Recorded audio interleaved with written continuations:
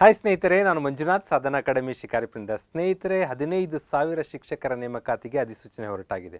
15,000 ಶಿಕ್ಷಕರ ನೇಮಕಾತಿ ಅಂತಂದರೆ ಅದು ದೊಡ್ಡ ನಂಬರ್. ಅದು ಯಾಕಂದರೆ ಸುಮಾರು ಒಂದು ವರ್ಷಕ್ಕೆ 600ರಿಂದ 750 ಕೋಟಿಯಷ್ಟು ವೇತನವನ್ನು ಸರ್ಕಾರ ಬಿಡುಗಡೆ ಮಾಡಬೇಕು. ನನಗೆ ಅದು ದೊಡ್ಡ ಮ್ಯಾಟ್ರ್ ಅನ್ಸಲ್ಲ. ನಿಮಗೆ 1:30 ಸ್ಟೂಡೆಂಟ್ಸ್ ಅಂತ ಕ್ಯಾಲ್ಕುಲೇಟ್ ಮಾಡಿದ್ರು ಸುಮಾರು 4.5 ಲಕ್ಷ ವಿದ್ಯಾರ್ಥಿಗಳ ಭವಿಷ್ಯ ಬದಲು ಮಾಡೋದಕ್ಕೆ ಈ ಪ್ರಕ್ರಿಯೆ ಆರಂಭ ಆಗಿದೆ.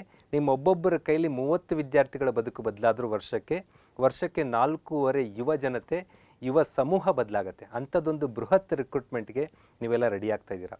ಈ ಸಮಯದಲ್ಲಿ ವಿಶೇಷವಾಗಿ ಅಬ್ಸರ್ವ್ ಮಾಡಿದ ಪ್ರಮುಖ ವಿಚಾರಗಳನ್ನು ನಾನಿವತ್ತು ಡಿಸ್ಕಸ್ ಮಾಡ್ತಾ ಇದ್ದೀನಿ. ಸಿಲೆಬಸ್ ಬದಲಾಗಿದೆ, ಒಂದಷ್ಟು ಪಠ್ಯಕ್ರಮ ಈ ಹಿಂದಿದ್ದಂತಿಲ್ಲ, ಬದಲಾಗಿದೆ. ಪರೀಕ್ಷಾ ಪ್ರೋಸೆಸ್ ಕೂಡ ಲಿಟಲ್ ಬಿಟ್ ಚೇಂಜಸ್ಗಳಾಗಿದೆ. ಆ ಎಲ್ಲ ಮಾಹಿತಿಯನ್ನು ನಿಮ್ಮ ಜೊತೆ ಶೇರ್ ಮಾಡ್ತಾ ಬರ್ತೀನಿ. ಜೊತೆಗೆ ಯಾವ ಪುಸ್ತಕ ಓದಿದರೆ ಯಶಸ್ಸು ಸುಲಭ ಆಗುತ್ತೆ, ಯಾಕೆ ಹಲವಾರು ಪುಸ್ತಕವನ್ನು ಅಲ್ಲಿ ಕೊಟ್ಟಿರೋ ಅಷ್ಟು ರೆಫರೆನ್ಸ್ ಬುಕ್ ಇಟ್ಕೊಂಡ್ರೆ ನಾವು ರಿಸರ್ಚ್ ಮಾಡ್ಬೋದು, ಬಿಟ್ಟರೆ ಎಕ್ಸಾಮ್ ಸಕ್ಸಸ್ ಆಗೋಕ್ಕಾಗಲ್ಲ, ಯಾವುದನ್ನು ಓದಿದರೆ ನಾವು ಸಕ್ಸಸ್ ಪಡ್ಕೋಬೋದು ಅನ್ನೋ ವಿಚಾರವಾಗೆಲ್ಲ ನಾನು ಮಾತಾಡ್ತೀನಿ. ಈ ನಂತರವೂ ಕೂಡ ನಿಮಗೇನಾದರೂ ಡೌಟ್ಸ್ಗಳು ಬಂದಲ್ಲಿ, ಇನ್ನೇನಾದರೂ ಈ ಅಧಿಸೂಚನೆಯಲ್ಲಿ ಡೌಟ್ಸ್ಗಳಿದ್ದಲ್ಲಿ ಕಾಮೆಂಟ್ ಬಾಕ್ಸಲ್ಲಿ ಕಾಮೆಂಟ್ ಮಾಡಿ. ಈ ಏನು ನೇಮಕಾತಿ ಇದೆ ಇದಕ್ಕೋಸ್ಕರನೇ ಸಾಧನ ಪ್ರತಿನಿತ್ಯ ಅಥವಾ 2 ದಿನಕ್ಕೊಮ್ಮೆ ವಿಡಿಯೋಗಳನ್ನು ಮಾಡ್ತಾ ಸುಮಾರು 50ಕ್ಕೂ ಹೆಚ್ಚು ವಿಡಿಯೋಗಳನ್ನು ಕೊಡೋ ಮೂಲಕ ಈ ನೇಮಕಾತಿಯಲ್ಲಿ ನಮ್ಮ ದೊಡ್ಡ ಕಾಂಟ್ರಿಬ್ಯೂಷನ್ ಇರಬೇಕು ಅನ್ನೋ ಪ್ರಯತ್ನ ಕೂಡ ಮಾಡ್ತಾ ಇದ್ದೀವಿ. ನಿಮಗೆ ಏನು ಬೇಡಿಕೆಗಳಿದೆ ಅದನ್ನು ಕಾಮೆಂಟ್ ಬಾಕ್ಸಲ್ಲಿ ಕಾಮೆಂಟ್ ಮಾಡಿ, ಅದನ್ನು ಈಡೇರಿಸುವ ಪ್ರಯತ್ನವನ್ನು ಸಾಧನ ಟೀಮ್ ಮಾಡುತ್ತೆ. ನಿಮ್ಮೆಲ್ಲರಿಗೂ ಶುಭವಾಗಲಿ. ಈಗ ಗೆಜೆಟ್ಟಲ್ಲಿ ಏನಿತ್ತು ಅದರ ಅನಾಲಿಸಿಸ್ ಮತ್ತು ಪಠ್ಯಕ್ರಮದ ವಿಶ್ಲೇಷಣೆಯನ್ನು ಮಾಡ್ತಾ ಬರ್ತೀನಿ, ವೀಕ್ಷಿಸಿ. ಸ್ನೇಹಿತರೆ, ಈಗ ನಾನು ರಾಜ್ಯಪತ್ರದಲ್ಲಿ ಏನೆಲ್ಲ ಪ್ರಸ್ತಾಪ ಆಗಿದೆ, ಏನೇನು ಡೌಟ್ಸ್ಗಳು ನಿಮಗೆ ಉಂಟಾಗುತ್ತೆ, ಆ್ಯಸ್ ಎ ಸೀನಿಯರ್ ನಾನು ನಿಮ್ಗೊಂದಷ್ಟು ಅಡ್ವೈಸ್ ಮಾಡುವಂಥ ಪ್ರಯತ್ನವನ್ನು ರಾಜ್ಯಪತ್ರದ ಮೂಲಕ ಮಾಡ್ತಾ ಬರ್ತೀನಿ. ಇದರ ಆಚೆಗೂ ಕೂಡ ನಿಮಗೆ ಏನಾದರೂ ಡೌಟ್ಸ್ಗಳು ಬಂದಲ್ಲಿ ಕಾಮೆಂಟ್ ಬಾಕ್ಸಲ್ಲಿ ಕಾಮೆಂಟ್ ಮಾಡಿ, ಆ ಇಲಾಖೆಯ ಹಿರಿಯ ಅಧಿಕಾರಿಗಳ ಜೊತೆ ಮಾತಾಡಿ ಅದನ್ನು ನಿಮ್ಮ ಡೌಟ್ಸನ್ನು ಕ್ಲಾರಿಫೈ ಮಾಡುವಂಥ ಪ್ರಯತ್ನ ಕೂಡ ನಾನು ಮಾಡ್ತೀನಿ. ಸ್ನೇಹಿತರೆ, ಮಾಮೂಲಿ ನೇಮಕಾತಿ ಅಧಿಸೂಚನೆ ಅಂದಾಗ ಅದಕ್ಕೆ ಯಾವ್ಯಾವ ಆದೇಶಗಳು ಅದು ಇದು ಮಾಹಿತಿಗಳಿರುತ್ತೆ, ಅದು ನಿಮಗೆ ಅಗತ್ಯ ಇರೋದಿಲ್ಲ. ನೆಕ್ಸ್ಟ್ ಬಂದಾಗ ಸ್ನೇಹಿತರೆ, ವೆರಿ ಫಸ್ಟ್ ಮೊದಲ ಪ್ರಸ್ತಾಪ ಏನೆಂದರೆ ಆಯ್ಕೆಗೆ ಅರ್ಹತೆ ಅಂತ ಇದೆ.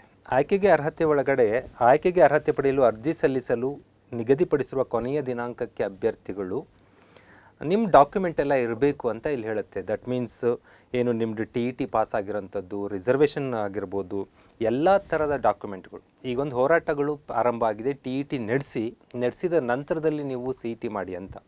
ಆ ಅವಕಾಶವನ್ನು ಹ್ಯುಮ್ಯಾನಿಟಿ ಗ್ರೌಂಡಲ್ಲಿ ಸರ್ಕಾರಗಳು ಕೊಡ್ಬೋದು. ಆದರೆ ಸದ್ಯಕ್ಕೆ ನಾವು ಆ್ಯಸ್ ಪರ್ ನೋಟಿಫಿಕೇಷನ್ ಪ್ರಕಾರ ಹೇಳೋದಾದರೆ ಅದೇನು ಅರ್ಜಿ ಸಲ್ಲಿಸಲು ಕೊನೆಯ ದಿನಾಂಕ ಇದೆ ಅದರ ಒಳಗಾಗಿನೇ ನಮ್ಮ ಡಾಕ್ಯುಮೆಂಟ್ಗಳು ಪೂರ್ಣಗೊಂಡಿರಬೇಕು. ಮತ್ತೊಂದು ಇಂಪಾರ್ಟೆಂಟ್ ಮಾಹಿತಿ ಏನು ಅಂತಂದರೆ ಸ್ನೇಹಿತರೆ, ನಮ್ಮ TETನಲ್ಲಿ 60% ಅಂಕಗಳು ಮತ್ತು SC ST ಕ್ಯಾಟಗರಿ 1 ಮತ್ತು ವಿಕಲಚೇತನ ಈ ವ್ಯಕ್ತಿಗಳಿಗೆ 55% ಅಂಕಗಳನ್ನು ನಿಗದಿ ಮಾಡಲಾಗಿದೆ. ಇದು ಈ ಹಿಂದಿನಂತೆ ಏನೂ ಅಲ್ಲಿ ವ್ಯತ್ಯಾಸ ಇಲ್ಲ. ಮತ್ತು ನಿಮಗೆ TET ಸರ್ಟಿಫಿಕೇಟ್ ಆಗಬೇಕು ಅಂದರೆ ಈ ಕಂಡೀಷನ್ ಇರುತ್ತೆ, ಇಲ್ಲಾಂದರೆ TET ಸರ್ಟಿಫಿಕೇಟ್ ಬಂದಿರೋಲ್ಲ. ನೆಕ್ಸ್ಟು ಇನ್ನು 2 ಕಂಡೀಷನಲ್ಲಿ ಸ್ವಲ್ಪ ಬದಲಾವಣೆ ಹಿಂದಿನ CETಗೂ ಈಗಿಗೂ ಆಗಿದೆ. ಏನದು ಅಂತ ಅಂದರೆ, ಸ್ಪರ್ಧಾತ್ಮಕ ಪರೀಕ್ಷೆಯ ಪತ್ರಿಕೆ 2 ಅಲ್ಲಿ 45ರಷ್ಟು ಅಂಕಗಳನ್ನು ಪಡೆಯಬೇಕು. ಹಿಂದೆ ಇದು ಜಾಸ್ತಿ ಇತ್ತು, ಈಗ ಅದು 45% ಮಿನಿಮಮ್ ತೆಗೆದುಕೊಂಡ್ರೆ ನೀವು ರಿಸಲ್ಟ್ಗೆ ಎಲಿಜಿಬಲ್ ಆಗ್ತೀರಾ. ಇಲ್ಲಿ ಏನಾಗ್ತಾ ಇದೆ, ಕೆಲವೊಂದು ಸಬ್ಜೆಕ್ಟ್ಗೆ ಒಂದು 2,000, 3,000, 5,000 ಹುದ್ದೆಗಳು ಇದೆಯಲ್ಲ, ನಿಮಗೆ ನೋಡ್ತಾ ಇದ್ದೀರಾ. ಇಷ್ಟು % ತೆಗೆದುಕೊಂಡಷ್ಟು ಅಭ್ಯರ್ಥಿಗಳೇ ಸಿಗದೇ ಇದ್ದಾಗ ಹುದ್ದೆಗಳು ಖಾಲಿ ಉಳ್ಕೊಂಡ್ಬಿಡ್ತವೆ. ನಿಮ್ದು ಏನು ಮೆರಿಟು ಕಾಂಪಿಟೇಷನ್ ಎಲ್ಲ ಆನಂತರದಲ್ಲಿ ಆರಂಭ ಆಗುತ್ತೆ. ಮಿನಿಮಮ್ 45 ತೆಗಿಬೇಕು. ಈ ಹಿಂದಿನ ರಿಕ್ರೂಟ್ಮೆಂಟಲ್ಲಿ ಇಂಗ್ಲೀಷ್ ಸಬ್ಜೆಕ್ಟಲ್ಲೆಲ್ಲ ಮಿನಿಮಮ್ ಮಾರ್ಕ್ಸ್ ತೆಗೆದುಕೊಳ್ಳಲಾಗದೆ ಆ ಹುದ್ದೆಗಳು ಖಾಲಿ ಉಳಿದಿದ್ದನ್ನು ಕೂಡ ನಾವು ನೋಡಿದ್ದೀವಿ. ಹಾಗಾಗಿ ಪೇಪರ್ 2ನಲ್ಲಿ 45% ಇರಬೇಕು. ಹಾಗೆ ಪೇಪರ್ 3 ಇದು ಇಂಗ್ಲೀಷ್ ಲ್ಯಾಂಗ್ವೇಜ್ ಟೀಚರ್ಗೆ ಅಪ್ಲೈ ಆಗಲ್ಲ, mathematics and science, biology and social science ಟೀಚರ್ಗೆಲ್ಲ ಅಪ್ಲೈ ಆಗುತ್ತೆ. 50% ಅಂಕಗಳನ್ನು ಮಿನಿಮಮ್ ಪಡಿಬೇಕು. ಇಲ್ಲಿ ಹಿಂದೆ ಜಾಸ್ತಿ ಇತ್ತು, ಈಗ 50%ಗೆ ರೆಡ್ಯೂಸ್ ಮಾಡಿದ್ದಾರೆ. ಹಾಗಾಗಿ ಈಗಾಗಲೇ ನೀವು TET ಮಾಡಬೇಕಾದ್ರೆ ಅನುಭವಿಸಿರ್ತೀರ, 60% ತೆಗಿಬೇಕು ಅದರ್ಸ್ ಅಭ್ಯರ್ಥಿಗಳು, ಕೆಲವರು 55 ತೆಗಿಬೇಕು ಅಂತ ಈಗ ಮಾತಾಡಿದ್ನಲ್ಲ, ಆ ಥರ ಇಲ್ಲೂ ಕೂಡ ಅಷ್ಟೇ.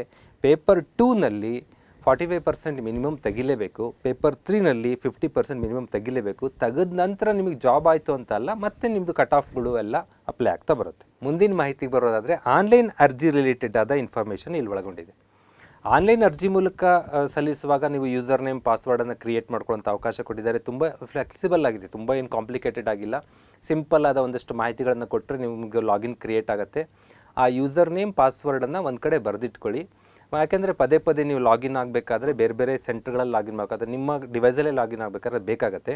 ಹಾಗಾಗಿ ಯೂಸರ್ ನೇಮ್ ಪಾಸ್ವರ್ಡ್ ಏನು ಕ್ರಿಯೇಟ್ ಮಾಡ್ತೀರಾ ಆ ಸ್ಪಷ್ಟವಾದ ಮಾಹಿತಿನ ಒಂದು ಕಡೆ ಬರೆದಿಟ್ಕೊಳ್ರಿ. Up to the recruitment process ಮುಗಿಯೋವರೆಗೂ ನಿಮ್ಮ ಜೊತೆ ಅದು ಇರಬೇಕು. ಮತ್ತು ಆನ್ಲೈನ್ ಅಪ್ಲೈ ಮಾಡೋದಕ್ಕೆ ತುಂಬ ಸ್ಟ್ರಕ್ಚರ್ ಆಗಿ ಅದು ಒಂದು 4-5 ಹಂತಗಳಿಂದ ಹೋಗುತ್ತೆ. ನಾನು ಕೂಡ ಇವತ್ತು ಟೆಸ್ಟ್ ಮಾಡಿದ್ದೀನಿ. ಅದಾದಾಗ ಆನ್ಲೈನ್ ಪೇಮೆಂಟಿಗೆ ಬರುತ್ತೆ. ಪೇಮೆಂಟಿಗೆ ಬಂದಾಗ ನೀವು ಬ್ಯಾಂಕಿಗೆ ಹೋಗ್ತೀನಿ, ಕ್ಯೂ ನಿಂತ್ಕೋತೀನಿ ಅಂದರೆ ಅದು ನಿಮಗೆ ಬಿಟ್ಟಿದ್ದು. ಬಟ್ ಐ ಸಜೆಸ್ಟ್ ನೀವು ATM ಕಾರ್ಡ್ಗಳು, ಡೆಬಿಟ್ ಕಾರ್ಡ್, ಕ್ರೆಡಿಟ್ ಕಾರ್ಡ್ ಯಾವುದೋ ಇರುತ್ತೆ ಅದನ್ನ ಯೂಸ್ ಮಾಡಿಕೊಂಡು ಅಥವಾ ನೆಟ್ ಬ್ಯಾಂಕಿಂಗ್ ಯೂಸ್ ಮಾಡ್ಕೊಂಡು ಆನ್ಲೈನ್ ಆನ್ ಸ್ಪಾಟ್ ಪೇಮೆಂಟ್ ಮಾಡೋದು ಬೆಸ್ಟ್. ಇಲ್ಲ ನಂತರ ಕ್ರೆಡಿಟ್ ಕಾರ್ಡ್, ಡೆಬಿಟ್ ಕಾರ್ಡ್ ಇಲ್ಲವೇ ಇಲ್ಲ ಅನ್ನೋ ಆಪ್ಷನ್ ಇದ್ದಾಗ state bank India challan generate ಆಗುತ್ತೆ, ಅದನ್ನು ಜನ್ರೇಟ್ ಮಾಡಿಕೊಂಡು ಪೇ ಮಾಡಬೇಕು. ಇಲ್ಲಿ ಏನು ಸಜೆಸ್ಟ್ ಮಾಡ್ತಾರೆ ಇವರು ಅಂತ ಅಂದರೆ ನೀವು ತಕ್ಷಣ as early as possible apply ಮಾಡಬೇಕು ಅಂತ ಇಲಾಖೆಯವ್ರು ಹೇಳ್ತಾರೆ. ಯಾಕಂದರೆ ಯಾವುದೇ ರಿಕ್ರೂಟ್ಮೆಂಟ್ ಟೈಮಲ್ಲಿ ಕೊನೆಯ ವಾರದಲ್ಲಿ ಸರ್ವರ್ ಇಶ್ಯೂಸ್ ಬರುತ್ತೆ. ಯಾಕಂದರೆ ಒಂದು ಸರ್ವರನ್ನು ಒಂದಷ್ಟು ಸಾಮರ್ಥ್ಯಕ್ಕೆ ಬಿಲ್ಡ್ ಮಾಡಿರ್ತಾರೆ. ಎಲ್ಲರೂ ಆ ಟೈಮಲ್ಲಿ ನುಗ್ಗಿದಾಗ ಏನು ಟ್ರಾಫಿಕಲ್ಲಿ ಜಾಮ್ ಆಗುತ್ತಲ್ಲ ಆ ಥರ ಜಾಮ್ ಆಗೋ ಪಾಸಿಬಿಲಿಟಿ ಇರುತ್ತೆ. ಯಾರ್ಯಾರ ಹತ್ರ ಈಗ ಆಲ್ರೆಡಿ ಡಾಕ್ಯುಮೆಂಟ್ ಇದೆಯೋ, ಅಂದರೆ ಏನೇನು ಡಾಕ್ಯುಮೆಂಟ್ ಅವ್ರು ಕೇಳ್ತಾರೆ ಡಾಕ್ಯುಮೆಂಟ್ ಎಲ್ಲ ಇದ್ದಂಥವ್ರು ಹೀಗೆ ಅಪ್ಲೈ ಮಾಡಿದರೆ ಯಾರು ಇನ್ ಸರ್ವಿಸಿಂದ ಏನೋದು NOC ತೆಗೆದುಕೊಂಡು ಬರೋರು ಇನ್ನೋರಿಗೆಲ್ಲ ಏನು ಅನುಕೂಲ ಆಗಬೇಕು ಆ ಅನುಕೂಲತೆಗಳು ಆಗುತ್ತೆ. ಮತ್ತು ಇಲ್ಲೊಂದು ಇಂಪಾರ್ಟೆಂಟ್ ಆದ ಅರ್ಜಿ ಸಲ್ಲಿಸಲು ಭರ್ತಿ ಮಾಡಬೇಕಾದ ಮಾಹಿತಿ ರಿಲೇಟೆಡ್ ಆಗಿ ಒಂದಷ್ಟು ಇನ್ಫಾರ್ಮೇಷನ್ನ ಕೊಡ್ತಾರೆ ಇವರು. ಏನಂದರೆ ನೀವೆಲ್ಲ ಮಾಹಿತಿಯನ್ನು ಪಕ್ಕಾ ಇಟ್ಕೊಂಡು, ಅಂದರೆ ನೀವೇನು ಸರ್ಟಿಫಿಕೇಟ್ಸ್ಗಳು ಬೇಕು ರಿಸರ್ವೇಷನ್ಗೆ ಅದು ಇದು ಅವೆಲ್ಲ ರೆಡಿ ಇಟ್ಕೊಂಡು ನಂತರದಲ್ಲೇ ಅಪ್ಲಿಕೇಶನ್ ಹಾಕೋದಕ್ಕೆ ಕೂತ್ಕೋಬೇಕು. ಅಲ್ಲಿ ಡೇಟ್ಸ್ ಎಲ್ಲ ಕೇಳ್ತಾರೆ, ಆ ಡೇಟ್ಸ್ ಎಲ್ಲ ಎಂಟ್ರಿ ಮಾಡಬೇಕಾದ ಪರಿಸ್ಥಿತಿ ಬರುತ್ತೆ. ಮತ್ತು ಒಂದು ಜಿಲ್ಲೆಗೆ 2 ಅಪ್ಲಿಕೇಶನ್ ಹಾಕ್ಬೋದಾ ಅಂತಂದರೆ ಹಾಕ್ಬೋದು, ಇಲ್ಲ ಅವಕಾಶ ಮಾಡಿಕೊಟ್ಟಿದ್ದಾರೆ. ಒಂದೇ ಜಿಲ್ಲೆಯಲ್ಲಿ ಒಂದಕ್ಕಿಂತ ಹೆಚ್ಚನ್ನು ಅರ್ಜಿ ಸಲ್ಲಿಸಿದಲ್ಲಿ ನೀವು 2ಕ್ಕೂ ಫೀಸ್ ಕಟ್ತೀರಾ. ಅಂತಿಮವಾಗಿ ಯಾವುದು ನೀವು ಸರಿ ಅನ್ನೋದನ್ನು ಡಿಸೈಡ್ ಮಾಡಿಕೊಂಡು ಆ ಅಪ್ಲಿಕೇಶನ್ ಒಂದಕ್ಕೆ ಅಟೆಂಡ್ ಮಾಡ್ತೀರಾ. ನೀವು 2 ಅರ್ಜಿ ಹಾಕ್ಬೋದು, 2 ಸೆಂಟ್ರಲ್ಲಿ ನೀವು ಕುತ್ಕೊಳ್ಳೋಕ್ಕಾಗಲ್ಲ, ಒಂದೇ ಕುತ್ಕೊಳ್ತೀರಾ. ಹಾಗಾಗಿ ಈ ಆಪ್ಷನ್ ಹೋಗೋದಕ್ಕಿಂತ ನನ್ನ ಸಲಹೆ ಒಂದನ್ನೇ ಪರ್ಫೆಕ್ಟ್ ಮಾಡಿಕೊಂಡು ಅಪ್ಲೈ ಮಾಡೋದು ಬೆಟರ್. ಮತ್ತು ಇನ್ನೊಂದು ಮಾಹಿತಿ ಇದೆ, ಎಲ್ಲ ಪತ್ರಿಕೆಗಳನ್ನು ಒಂದೇ ನೋಂದಣಿ ಅರ್ಜಿ ಸಂಖ್ಯೆಯಲ್ಲಿ ಉತ್ತರಿಸಬೇಕು ಅಂತ ಇಲ್ಲಿ ಹೇಳ್ತಾರೆ. ಏನಿದು ಒಂದೇ ನೋಂದಣಿ ಅರ್ಜಿ ಸಂಖ್ಯೆಯಲ್ಲಿ ಉತ್ತರಿಸಬೇಕು ಅನ್ನೋ ಮಾಹಿತಿ ಹೇಳುತ್ತೆ ಅಂತ ಅಂದರೆ ಇಂಗ್ಲೀಷ್ ಟೀಚರ್ ಎಲಿಜಿಬಲ್ ಇದ್ದಾರೆ, ಸೋಷಿಯಲ್ ಟೀಚರ್ ಎಲಿಜಿಬಲ್ ಇದ್ದಾರೆ. ಅಂಥ ಟೈಮಲ್ಲಿ ನೀವು ಅದನ್ನು ಟಿಕ್ ಮಾಡಿರ್ತೀರ, ಇದನ್ನು ಟಿಕ್ ಮಾಡಿರ್ತೀರ. ಒಂದು ಅರ್ಜಿ ಹಾಕುವಾಗ ನಾನು ಸೋಷಿಯಲ್ ಟೀಚರ್ ಅಂತ ಹಾಕಿ, ಇನ್ನೊಂದು ಅರ್ಜಿ ಹಾಕುವಾಗ ಇಂಗ್ಲೀಷ್ ಟೀಚರ್ ಅಂತ ಹಾಕಿ ನೀವು ಪರೀಕ್ಷೆ ಬರೆಯೋದು ಸರಿಯಲ್ಲ. ಹಾಗಾಗಿ ನೀವು 2 ಅರ್ಜಿ ಹಾಕ್ಬೋದು, ನಿಮಗೇನೋ ಕನ್ಫ್ಯೂಷನ್ ಇದೆ, ಗೊಂದಲಗಳಿದ್ದಾಗ ಹಾಕ್ಬೋದು. ಹಾಕಿದಾಗ 2 ಅರ್ಜಿಯಲ್ಲೂ ನೀವು 2 ಹುದ್ದೆಗಳಿಗೂ ಮೆನ್ಷನ್ ಮಾಡಬೇಕು ಅಂತ ಹೇಳುತ್ತೆ. ಅಂದರೆ ಒಂದು ಸೋಷಿಯಲನ್ನು ಒಂದು ಅರ್ಜಿ ಮೂಲಕ, ಒಂದು ಇಂಗ್ಲೀಷನ್ನು ಇನ್ನೊಂದು ಅರ್ಜಿ ಮೂಲಕ ಕೇಳುವಂತಿಲ್ಲ ಅನ್ನೋದು ಇದರ ಮಾಹಿತಿ. ಮತ್ತು ಅಭ್ಯರ್ಥಿಗಳು ಮಾಹಿತಿ ತುಂಬುವಾಗ ಸ್ಪಷ್ಟವಾಗಿ ರೆಡಿ ಇರಿ ಅನ್ನೋದು ಇಲ್ಲೆಲ್ಲ ಹೇಳ್ತಾ ಬರ್ತಾರೆ. ಸ್ನೇಹಿತರೆ, ನೆಕ್ಸ್ಟ್ ಬರೋಣ ಶುಲ್ಕದ ವಿಚಾರ, ಪಾವತಿಸಬೇಕಾದ ಶುಲ್ಕದ ವಿಚಾರ. ನನಗೆ ಯಾಕೋ ಇದು ಒಂಥರ ವಿಚಿತ್ರವಾಗಿ ಅನಿಸ್ತಾ ಇದೆ. ಮಾಮೂಲಿಯಾಗಿ ಅಪ್ಲೈ ಮಾಡುವಂಥ ವಿದ್ಯಾರ್ಥಿಗಳು, ಯುವಕರು ಹೆಚ್ಚಿನ ಜನ ನಿರುದ್ಯೋಗಿಗಳಿರ್ತಾರೆ. ಬಟ್ ಯಾಕೆ ಇಷ್ಟು ಹೆವಿ ಫೀಸ್ ಫಿಕ್ಸ್ ಮಾಡಿದಾರೋ ಗೊತ್ತಿಲ್ಲ. SC ST ಕ್ಯಾಟಗರಿ 1 ಮತ್ತು ವಿಕಲಚೇತನ ಅಭ್ಯರ್ಥಿಗಳಿಗೆ 1 ಹುದ್ದೆಗೆ ಅಪ್ಲೈ ಮಾಡೋದಾದರೆ 625 ರೂಪಿ ಇದೆ.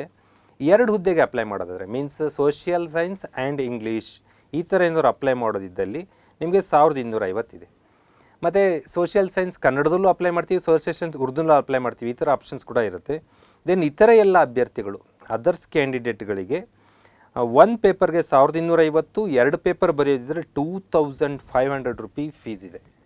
ಇದು ಸ್ವಲ್ಪ ಫೀಸಿನ ವಿಚಾರ ನಿಮಗೆ ತಿಳಿಸ್ಬೇಕು, ಹೆವಿ ಇದೆ. ಬಟ್ ಏನು ಸರ್ಕಾರ ನಿಗದಿ ಮಾಡಿದೆ ಅದ್ರ ಪ್ರಕಾರ ಹೋಗ್ತಾ ಇರುತ್ತೆ. ಸ್ನೇಹಿತರೆ, ಅರ್ಜಿ ಸಲ್ಲಿಸಲು ಕೊನೆಯ ದಿನಾಂಕ 22 ಏಪ್ರಿಲ್. 22 ಏಪ್ರಿಲ್ ತುಂಬ ದೂರ ಇದೆ ಅಂತ ನೀವು ಅನ್ಕೋತೀರಾ, ಬಟ್ ಅಷ್ಟು ದೂರ ಇರಲ್ಲ, ಅದು ಇಮಿಡಿಯೇಟ್ ಬಂದುಬಿಡುತ್ತೆ. ಭಾಳ ಬೇಗನೆ ರೆಡಿ ಇರ್ರಿ ಅಪ್ಲೈ ಮಾಡೋದಕ್ಕೆ ಮುಂದುವರ್ಕೊಂಡು ಹೋಗೋಣ. ಇಲ್ಲಿ ಮತ್ತೊಮ್ಮೆ ಕ್ಲಾರಿಟಿ ಮಾಡ್ತಾ ಇದ್ದಾರೆ ಸ್ನೇಹಿತರೆ, ನೀವು 2 ಮಾಧ್ಯಮಕ್ಕೆ ಅಪ್ಲೈ ಮಾಡ್ತಾ ಇದ್ದರೆ, 2 ವಿಷಯಗಳಿಗೆ ಅಪ್ಲೈ ಮಾಡ್ತಾ ಇದ್ದರೂ ಕೂಡ ಅವ್ರು ಹೇಳೋದು ಒಂದೇ ಅರ್ಜಿ ನಮೂನೆಯಲ್ಲಿ ನಿಗದಿಪಡಿಸಿದೆ ಅದರಲ್ಲೇ ಅಪ್ಲೈ ಮಾಡಬೇಕು ಅಂತ ಹೇಳ್ತಾರೆ. ಹಾಗೆಯೇ ನೀವೀಗ 2 ಸಬ್ಜೆಕ್ಟಿಗೆ ಅಪಾಯಿಂಟ್ ಆಗ್ತಾ ಇದ್ದಾಗ ನೀವು ಪ್ರಿಯಾರಿಟಿ ಕೂಡ ಇಲ್ಲೇ ಮೆನ್ಷನ್ ಮಾಡಬೇಕು. ಸೋಷಿಯಲ್ಗೆ ಇಂಗ್ಲೀಷ್ಗೆ ಅಪ್ಲೈ ಮಾಡ್ತಾ ಇದ್ದೀರಾ ಅಂತಂದರೆ ಅಪಾಯಿಂಟ್ ಆದಲ್ಲಿ 2ಕ್ಕೂ ಆದ್ರಿ ಅಂತ ಅಂದರೆ ಯಾವುದು ಮೊದಲ ಆದ್ಯತೆ ಅಂತ. ಇಂಗ್ಲೀಷ್ ಟೀಚರ್ ಬಯಸ್ತೀರಾ, ಸೋಷಿಯಲ್ ಟೀಚರ್ ಬಯಸ್ತೀರಾ? ನೀವು ಇಂಗ್ಲೀಷ್ ಟೀಚರಲ್ಲಿ ಸೆಲೆಕ್ಟ್ ಆದರೆ ಅಂದರೆ ಸೋಷಿಯಲಲ್ಲಿ ನಿಮ್ಮನ್ನು ಕೆಳಗಿಟ್ಟಿರ್ತಾರೆ ವೆಯ್ಟಿಂಗಲ್ಲಿ, ಬೇರೆಯವ್ರಿಗೆ ಅದು ಆದ್ಯತೆ ಕೊಡೋಕ್ಕಾಗತ್ತೆ. ಹಾಗಾಗಿ ಪ್ರಿಯಾರಿಟಿನೂ ಕೂಡ ಇಲ್ಲಿ ಮೆನ್ಷನ್ ಮಾಡಬೇಕು. ಹಾಗಾಗಿ ಹುದ್ದೆಗಳಿಗೆ ತಮ್ಮ ಆದ್ಯತೆಯನ್ನು ನಮೂದಿಸಬೇಕು ಅಂತ ಇಲ್ಲಿ ತಿಳಿಸಲಾಗುತ್ತೆ. ಮತ್ತು ಮಾಧ್ಯಮದ ವಿಚಾರಕ್ಕೆ ಬಂದಾಗ ನಾವು ಎಲ್ಲ ಪತ್ರಿಕೆಯನ್ನು ನೀವು ಮೊದಲು ಯಾವ ಮಾಧ್ಯಮ ಚೂಸ್ ಮಾಡಿರ್ತೀರೋ ಅದೇ ಮಾಧ್ಯಮದಲ್ಲೇ ಬರೀಬೇಕು. ಪೇಪರ್ 2 ನಿಮಗೆ ಏನು ಭಾಷಾ ಮಾಧ್ಯಮ ಚಾಯ್ಸ್ ಮಾಡಿದರೆ ಆ ಭಾಷಾ ಮಾಧ್ಯಮದ ಅಥವಾ ಆಂಗ್ಲ ಭಾಷೆಯಲ್ಲಿ ಬರೆಸಲು ಅವಕಾಶ ಕೊಟ್ಟಿದ್ದಾರೆ. ನೀವು ಒಂದೊಂದು ಕಡೆ ಒಂದೊಂದು ಮಾಡಬಾರ್ದು, ಏನು ಎಂಟ್ರಿ ಮಾಡಿರ್ತೀರ ಆ ಪ್ರಕಾರ ಬರೆಯುವಂಥ ಅವಕಾಶವನ್ನು ಇಲ್ಲಿ ಮಾಡಿಕೊಡ್ಲಾಗತ್ತೆ. ಮತ್ತು ಪ್ರಮುಖವಾಗಿ ಬಂದರೆ ಏನು GPSTR ಪದವೀಧರ ಶಿಕ್ಷಕರು ಏನು ವಿಶೇಷ ಹಾಗೆ ಹೀಗೆ ಅಂತ ನೀವು ಅನ್ಕೋಬೋದು.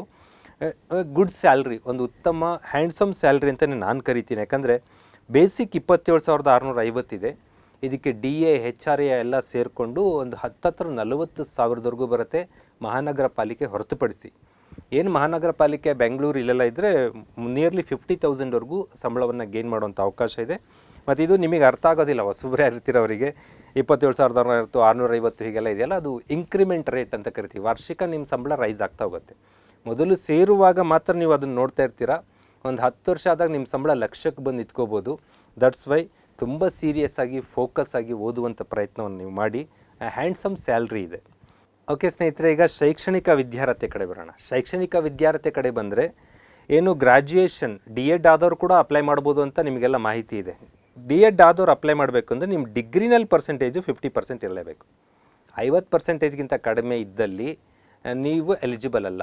ನಿಮ್ಮ ಡಿಪ್ಲೊಮೊ ಪರ್ಸೆಂಟೇಜನ್ನೇ ಇಲ್ಲಿ ಕೌಂಟ್ ಮಾಡಲ್ಲ. ಹಾಗೆಯೇ B.Edನವರು ಅಷ್ಟೇ, ನಿಮ್ಮ ಡಿಗ್ರಿನಲ್ಲಿ ಸರಾಸರಿ ಪರ್ಸೆಂಟೇಜು 50 ಇರಬೇಕು. ಇಲ್ಲೂ ಕೂಡ ನಿಮ್ಮ B.Edನ ಪರ್ಸೆಂಟೇಜನ್ನು ಕೇಳ್ತಾ ಇಲ್ಲ. ಜೊತೆಗೆ ನಂಬರ್ 3, ಎಜುಕೇಷನ್ ಡಿಗ್ರಿ ಅಂತ ಏನು ಮಾಡ್ತಾರೆ, 4 ವರ್ಷದ ಕೋರ್ಸ್ ಇರುತ್ತೆ, ಅದು ಎಜುಕೇಷನಲ್ಲೇ ಡಿಗ್ರಿ ಮಾಡೋವಂಥದ್ದು. ಅವರು ಕೂಡ ಅಷ್ಟೇ 50% ಪದವಿನಲ್ಲಿ ಗಳಿಸಿರಬೇಕು ಆ ಶೈಕ್ಷಣಿಕ ಕೋರ್ಸ್ನಲ್ಲಿ. ಇಲ್ಲೆಲ್ಲ ಕಡೆ ಎಲ್ಲ 3 ನಿಯಮಗಳಿಗೆ ಒಂದು ಅಪ್ಲೈ ಆಗುತ್ತೆ. SC ST ಮತ್ತು ಕ್ಯಾಟಗರಿ 1 ಇತರೆ ಹಿಂದುಳಿದ ವರ್ಗಗಳ ಪೈಕಿ ಪ್ರವರ್ಗ 1 ಅಂತ ಹೇಳಿರೋದ್ರಿಂದ ನೀವೆಲ್ಲರಿಗೂ ಅಂತ ಅಂದ್ಕೊಳ್ಳೋಂಗಿಲ್ಲ. SC ST ಆ್ಯಂಡ್ ಕ್ಯಾಟಗರಿ 1 ಇವ್ರಿಗೆ ಮಾತ್ರ 45%ಗೆ ನಿಗದಿಪಡಿಸಲಾಗಿದೆ. ಅಷ್ಟು ತೆಗೆದುಕೊಂಡ್ರೆ ದೇ ಆರ್ ಎಲಿಜಿಬಲ್. ಹಾಗಾಗಿ ಇದನ್ನು ನೋಡ್ಕೊಳ್ಳಿ. ಜೊತೆಗೆ ಭಾರತ ಸರ್ಕಾರ, ಕರ್ನಾಟಕ ಸರ್ಕಾರದ ಶಿಕ್ಷಕರ ಅರ್ಹತಾ ಪರೀಕ್ಷೆ ಪತ್ರಿಕೆ 2ರಲ್ಲಿ ಅರ್ಹತೆ ಗಳಿಸಿರಬೇಕು ಅಂತ ಇದೆ. ಇದೇನು ಪದ ಮಿಸ್ಟೇಕಾಗಿ ಬಂದಿದೆ. ಐ ಥಿಂಕ್ ಪತ್ರಿಕೆ 2 ಅನ್ನೋದೇನಿರಲ್ಲ. CTET TETನಲ್ಲಿ ಅರ್ಹತೆ ಗಳಿಸಿದರೆ ಸಾಕು. ದಟ್ ಮೀನ್ಸ್ ಶಿಕ್ಷಕರ ಅರ್ಹತಾ ಪರೀಕ್ಷೆಯಲ್ಲಿ ನೀವು ಕ್ವಾಲಿಫೈ ಆಗಿದ್ದೀರಿ ಅಂದರೆ ಮುಗೀತು. ಸ್ನೇಹಿತರೆ, ನೆಕ್ಸ್ಟ್ ಪಾಯಿಂಟಿಗೆ ಬರೋದಾದರೆ ವಿದ್ಯಾರ್ಹತೆಗೆ ಸಂಬಂಧಪಟ್ಟ ವಿಷಯಗಳು. ವಿದ್ಯಾರ್ಹತೆಗೆ ಬಂದಾಗ ನಿಮಗೆಲ್ಲ ಗೊತ್ತೇ ಇರುತ್ತೆ, ಆಂಗ್ಲ ಭಾಷಾ ಶಿಕ್ಷಕರಾಗಬೇಕು ಅಂತ ನೀವು ಇದ್ದೀರಿ ಅಂತ ಅಂದರೆ ಆಂಗ್ಲ ಭಾಷೆಯನ್ನು ಐಚ್ಛಿಕ ವಿಷಯವಾಗಿ 3 ವರ್ಷವನ್ನು ಅಧ್ಯಯನ ಮಾಡಿರಬೇಕು. 3 ಇಯರ್, ಆಲ್ 3 ಇಯರ್ ಏನು ಡಿಗ್ರಿ ಇರುತ್ತೆ, 3 ವರ್ಷಗಳನ್ನು ಕೂಡ ನೀವು ಆಂಗ್ಲ ಭಾಷೆ ಐಚ್ಛಿಕವಾಗಿ ಮಾಡಿರಬೇಕು. ಮತ್ತು ಅದರ ಜೊತೆಗೆ ನೀವು ಕನ್ನಡ, ಹಿಂದಿ, ಮರಾಠಿ, ಉರ್ದು, ತೆಲುಗು, ತಮಿಳು, ಮಲಯಾಳಂ, ಕೊಂಕಣಿ, ಸಂಸ್ಕೃತ, ಇತಿಹಾಸ, ಅರ್ಥಶಾಸ್ತ್ರ, ರಾಜ್ಯಶಾಸ್ತ್ರ, ಭೂಗೋಳಶಾಸ್ತ್ರ, ಸಮಾಜಶಾಸ್ತ್ರ ಯಾವುದಾದ್ರೂ ಒಂದು ವಿಷಯವನ್ನು 3 ವರ್ಷವೂ ಅಧ್ಯಯನ ಮಾಡಿರಬೇಕು. ಅಂದರೆ ಈ ಕಾಂಬಿನೇಷನ್ ಇಲ್ಲದೇ ಇದ್ದರೆ ಎಲಿಜಿಬಲ್ ಅಲ್ಲ. ಬಹುತೇಕ ಆರ್ಟ್ಸ್ ಸ್ಟೂಡೆಂಟ್ಗಳು ಇದಿಷ್ಟರಲ್ಲಿ ಒಂದು ಓದಿರ್ತೀರ. ಬಟ್ ಇಂಗ್ಲೀಷ್ ಜೊತೆಗೆ ಇದೊಂದು ಆಗಿರಬೇಕು.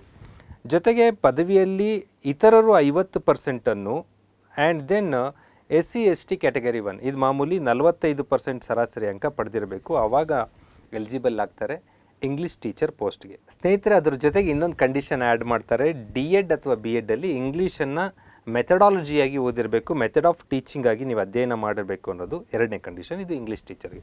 ನೆಕ್ಸ್ಟ್ ಮಾತಾಡೋಣ ಸ್ನೇಹಿತರೆ, ಗಣಿತ ವಿಜ್ಞಾನ ಶಿಕ್ಷಕರು. ಗಣಿತ ಮತ್ತು ವಿಜ್ಞಾನ ಶಿಕ್ಷಕರ ಹುದ್ದೆಗೆ ನೀವು ಫಿಸಿಕ್ಸ್ ಆ್ಯಂಡ್ ಮ್ಯಾಥಮೆಟಿಕ್ಸನ್ನು ಕಡ್ಡಾಯವಾಗಿ 3 ವರ್ಷವೂ ನೀವು ಅಭ್ಯಾಸ ಮಾಡಿರಲೇಬೇಕು. ಜೊತೆಗೆ ಅದರ ಜೊತೆಗೆ ಆಪ್ಷನ್ಸ್ ಕೊಡ್ತಾರೆ. ಕೆಮಿಸ್ಟ್ರಿ, ರಸಾಯನಶಾಸ್ತ್ರ, ಕಂಪ್ಯೂಟರ್ ಸೈನ್ಸ್, ಗಣಕಶಾಸ್ತ್ರ, ಎಲೆಕ್ಟ್ರಾನಿಕ್ಸ್, ಸಂಖ್ಯಾಶಾಸ್ತ್ರ, ಭೂಗರ್ಭಶಾಸ್ತ್ರ ಇವುಗಳಲ್ಲಿ ಯಾವುದಾದ್ರೂ ಒಂದು ವಿಷಯವನ್ನು 3ನೇ ವಿಷಯವಾಗಿ ಓದಿರಬೇಕು. ಭಾಳಷ್ಟು ಕಡೆ ಸೈನ್ಸಲ್ಲಿ ತುಂಬ ಬೇರೆ ಬೇರೆ ಥರ ಕಾಂಬಿನೇಷನ್ ಇರೋದ್ರಿಂದ ಕೆಲವರು ಇಲ್ಲಿ ಎಕ್ಸಿಟ್ ಆಗೋ ಪಾಸಿಬಿಲಿಟಿ ಕೂಡ ಇದೆ. ಫಿಸಿಕ್ಸ್ ಆ್ಯಂಡ್ ಮ್ಯಾಥಮೆಟಿಕ್ಸ್ ಜೊತೆಗೆ ಏನು ಬ್ಲೂ ಲೈನ್ ಮಾಡಿದ್ದೀನಿ, ರಸಾಯನಶಾಸ್ತ್ರ, ಗಣಕಶಾಸ್ತ್ರ, ಎಲೆಕ್ಟ್ರಾನಿಕ್ಸ್, ಸಂಖ್ಯಾಶಾಸ್ತ್ರ ಮತ್ತು ಭೂಗರ್ಭಶಾಸ್ತ್ರ, ಇಷ್ಟರಲ್ಲಿ ಒಂದನ್ನು 3ನೇ ವಿಷಯವಾಗಿ ಅಧ್ಯಯನ ಮಾಡಿರಬೇಕು. ಮತ್ತು ಇಂಜಿನಿಯರಿಂಗ್ ಪದವೀಧರರು ಕೂಡ ಎಲಿಜಿಬಲ್ ಆಗಿರ್ತಾರೆ. ಇವರು ಪ್ರಥಮ 3 ಅಥವಾ 4 ಸೆಮಿಸ್ಟರ್ಗಳಲ್ಲಿ, ಮೊದಲ 3 ಅಥವಾ 4 ಸೆಮಿಸ್ಟರ್ಗಳಲ್ಲಿ ಗಣಿತವನ್ನು ಅವರು ಪ್ರಮುಖ ವಿಷಯವಾಗಿ ಅಭ್ಯಾಸ ಮಾಡಿರಬೇಕು ಅನ್ನೋದು ಇಲ್ಲಿ ಮತ್ತೊಂದು ಕಂಡೀಷನ್ ಆಗಿರುತ್ತೆ. ಜೊತೆಗೆ ಇನ್ನೊಂದು ಕಂಡೀಷನ್ ಸ್ನೇಹಿತರೆ, ಪದವೀಧರರು ಡಿಗ್ರಿನಲ್ಲಿ 50% ತಗೊಂಡಿದ್ರೆ ಸಾಕು. ಮಿನಿಮಮ್ 50% ತೆಗೆದುಕೊಂಡಿದ್ರೆ ಎಲಿಜಿಬಲ್ ಆಗ್ತಾರೆ ಯಾರು ಮ್ಯಾಥಮೆಟಿಕ್ಸ್ ಆ್ಯಂಡ್ ಸೈನ್ಸ್ ಟೀಚರ್ಗೆ ಬರೋಂಥವ್ರು. ಬಟ್ ಇಂಜಿನಿಯರಿಂಗ್ ಗ್ರ್ಯಾಜುಯೇಟ್ಸ್ ಇದ್ದೀರಲ್ಲ, ನೀವೇನು mathematics and applied mathematics study ಮಾಡಿರ್ತೀರ ಆ ವಿಷಯದಲ್ಲಿ ಕನಿಷ್ಠ 50 ಅಂಕ ಗಳಿಸಬೇಕು. ಟೋಟಲ್ ಇಂಜಿನಿಯರಿಂಗ್ ಎಂದು ಕೌಂಟ್ ಮಾಡೋದಿಲ್ಲ ಅಂತ ಇಲ್ಲಿ ಮೆನ್ಷನ್ ಮಾಡ್ತಾರೆ.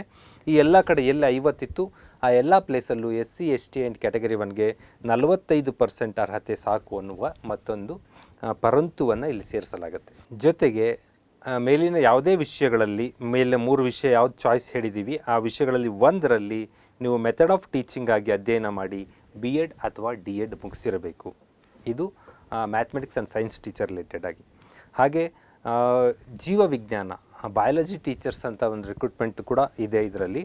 ಎಲ್ಲಿ ಇನ್ನೊಂದು ಹುದ್ದೆ ಇರುತ್ತೆ, ಸೈನ್ಸ್ ಟೀಚರ್ ಒಂದು ಹುದ್ದೆ ಇರುತ್ತೆ ಸಾಮಾನ್ಯವಾಗಿ, ಅಲ್ಲಿ 2 ಸೈನ್ಸ್ ಟೀಚರ್ ಹುದ್ದೆ ಅಗತ್ಯ ಇರುವ ಕಡೆ ಈ ಥರ ಹುದ್ದೆಯನ್ನು ಸೃಷ್ಟಿ ಮಾಡಿರ್ತಾರೆ. ಈ ಸಂದರ್ಭದಲ್ಲಿ ರಸಾಯನಶಾಸ್ತ್ರವನ್ನು 3 ವರ್ಷವೂ ಕಡ್ಡಾಯವಾಗಿ ಅಭ್ಯಾಸ ಮಾಡಿದವರು, ಜೊತೆಗೆ ಸಸ್ಯಶಾಸ್ತ್ರ ಬಾಟ್ನಿ, ಜಾಲಜಿ, ರೇಷ್ಮೆ ಕೃಷಿ, ಪರಿಸರ ವಿಜ್ಞಾನ, ತಳಿಶಾಸ್ತ್ರ, ಜೈವಿಕ ತಂತ್ರಜ್ಞಾನ, ಸೂಕ್ಷ್ಮಜೀವಿಶಾಸ್ತ್ರ ಇವಿಷ್ಟರಲ್ಲಿ ಒಂದು ಸಬ್ಜೆಕ್ಟನ್ನು ಅವರು ಇನ್ನೊಂದು ಆಪ್ಷನ್ ಆಗಿ ಓದಿರಬೇಕು.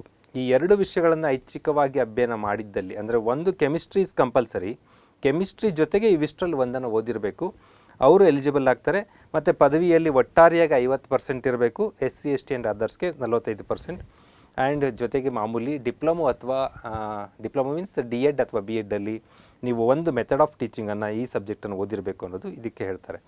ಇನ್ನು ಸಮಾಜ ವಿಜ್ಞಾನ ಶಿಕ್ಷಕರಿಗೂ ಅಷ್ಟೇ ಸ್ವಲ್ಪ ಗೊಂದಲ ಇತ್ತು ಇದು ಆರಂಭದಲ್ಲಿ, ಮತ್ತು ತಿದ್ದುಪಡಿ ಒಂದು ಕಾಯ್ದೆ ಕೂಡ ರೀಸೆಂಟಾಗಿ ಆಗುತ್ತೆ. ಇತಿಹಾಸ, ಅರ್ಥಶಾಸ್ತ್ರ, ಭೂಗೋಳಶಾಸ್ತ್ರ, ರಾಜ್ಯಶಾಸ್ತ್ರ HPG ಜೊತೆಗೆ ಸಮಾಜಶಾಸ್ತ್ರ ಇವಿಷ್ಟರಲ್ಲಿ ಯಾವುದಾದ್ರೂ 2, ಅಂದರೆ ಇಲ್ಲಿ ಏನು 5 ಸಬ್ಜೆಕ್ಟ್ ಕೊಡ್ತಾರೆ, ಎನಿ 2 ಅನ್ನು ಡಿಗ್ರಿನಲ್ಲಿ ಓದಿರಬೇಕು. ಆ ಓದಿದ್ದಂಥವರು ಎಲಿಜಿಬಲ್ ಆಗ್ತಾರೆ. ಅಥವಾ ಇಷ್ಟಿದ್ದರೆ ಆಗುತ್ತಾ ಅಥವಾ ಅಂತ ಅಂದಾಗ ಏನು ಮೇಲೆ ಹೇಳಿದ 5 ಸಬ್ಜೆಕ್ಟ್ಗಳು ಅದರಲ್ಲಿ ಒಂದನ್ನು ಓದಬೇಕು, ಒಂದಂತೂ ಓದಿರಬೇಕು. ಜೊತೆಗೆ ನೀವು ಭಾಷಾ ವರ್ಗಗಳಿದಾವಲ್ಲ, ಕನ್ನಡ, ಆಂಗ್ಲ, ಮರಾಠ, ಹಿಂದಿ, ಕೊಂಕಣಿ, ಮಲಯಾಳಂ, ಸಂಸ್ಕೃತ, ಯಾವುದೇ ಭಾಷೆ ಲ್ಯಾಂಗ್ವೇಜನ್ನು ಒಂದು ಮೇಜರಾಗಿ ಓದಿದ್ದವರು ಕೂಡ ಎಲಿಜಿಬಲ್ ಇರ್ತಾರೆ. ಮತ್ತು ಡಿಗ್ರಿನಲ್ಲಿ 50% ಮಾಮೂಲಿ, ಇದು SC ST ಆ್ಯಂಡ್ ಅದರ್ಸ್ಗೆ 45% ಆಗಿ ಫಿಕ್ಸ್ ಮಾಡಿರಲಾಗುತ್ತೆ. ಇದಿಷ್ಟು ಪ್ರಮುಖವಾದ ಮಾಹಿತಿ ಸೋಷಿಯಲ್ ಟೀಚರ್ಗೆ. ಅಂದರೆ ನಾನು KHS ಓದಿದ್ದೆ, ಅವು ಏನು ಕನ್ನಡ, ಹಿಸ್ಟ್ರಿ, ಸೋಷಿಯಾಲಜಿ ನಾನು ಮಿಸ್ ಆಗ್ತೀನಾ? ನೋ, ಮಿಸ್ ಆಗಲ್ಲ. KHP ಓದಿದ್ದೆ, ಮಿಸ್ ಆಗಲ್ಲ. English, economics and political science ಓದಿದ್ದೆ, ಮಿಸ್ ಆಗಲ್ಲ. ಎಲ್ಲರಿಗೂ ಬಹುತೇಕ ಆರ್ಟ್ಸ್ನಲ್ಲಿ ಅವಕಾಶ ಮಾಡಿಕೊಡುವಂಥ ಪ್ರಯತ್ನವನ್ನು ಇಲ್ಲಿ ಮಾಡಲಾಗಿದೆ. ಮತ್ತು ಮಾಮೂಲಿ ನೀವು ಪ್ರಾಕ್ಟೀಸ್ ಟೀಚಿಂಗ್ ಅಥವಾ ಮೆಥಡ್ ಆಫ್ ಟೀಚಿಂಗ್ನಲ್ಲಿ ಈ ಎಲ್ಲ ವಿಷಯದಲ್ಲಿ ಮೇಲೆ ತಿಳಿಸಿದ ವಿಷಯದಲ್ಲಿ ಒಂದನ್ನು ಕಂಪ್ಲೀಟ್ ಮಾಡಿರಬೇಕು ಅಂತ ಇಲ್ಲಿ ಬಯಸಲಾಗುತ್ತೆ. ಮತ್ತು ಇನ್ನೊಂದು ಪ್ರಮುಖವಾದ ಮಾಹಿತಿಯನ್ನು ಇಲ್ಲಿ ತಿಳಿಸ್ತಾ ಇದ್ದೀನಿ ಸ್ನೇಹಿತರೆ, ಅರ್ಜಿ ಸಲ್ಲಿಸಲು ನಿಗದಿಪಡಿಸಿದ ಕೊನೆಯ ದಿನಾಂಕದೊಳಗೆ ನಿಗದಿತ ವಿದ್ಯಾರ್ಹತೆ ಪಡೆಯಲು ಪರೀಕ್ಷೆ ಬರೆದು ಫಲಿತಾಂಶಕ್ಕಾಗಿ ಕಾಯುತ್ತಿರುವ ಅಭ್ಯರ್ಥಿಗಳು ಅರ್ಹರಾಗುವುದಿಲ್ಲ. ನೀವು ರಿಸಲ್ಟಿಗೆ ವೆಯ್ಟಿಂಗ್ ಮಾಡ್ತಿದ್ವಿ, ಎಕ್ಸಾಮ್ ಬರೆದೋಗಿದೆ, ಅವ್ರು ಎಲಿಜಿಬಲ್ ಅಲ್ಲ. ಯಾರ ಹತ್ರ ಸರ್ಟಿಫಿಕೇಟ್ಸ್ ಇದೆಯೋ ಆಲ್ರೆಡಿ ಅವ್ರು ಮಾತ್ರ ಅರ್ಹರು ಅನ್ನೋದನ್ನು ಇಲ್ಲಿ ತಿಳಿಸಲಾಗುತ್ತೆ. ಜೊತೆಗೆ ಏಜ್ ಪ್ರಮುಖವಾದ ವಿಷಯ. ಈ ಸರಿ ಏಜನ್ನು ಕೋವಿಡ್ ಕಾರಣಕ್ಕಾಗಿ ಹೆಚ್ಚಿಸಲಾಗಿದೆ. ಜನರಲ್ ಕ್ಯಾಟಗರಿಗೆ ಇಲ್ಲಿ 42 ವರ್ಷವನ್ನು ನಿಗದಿ ಮಾಡಲಾಗಿದೆ.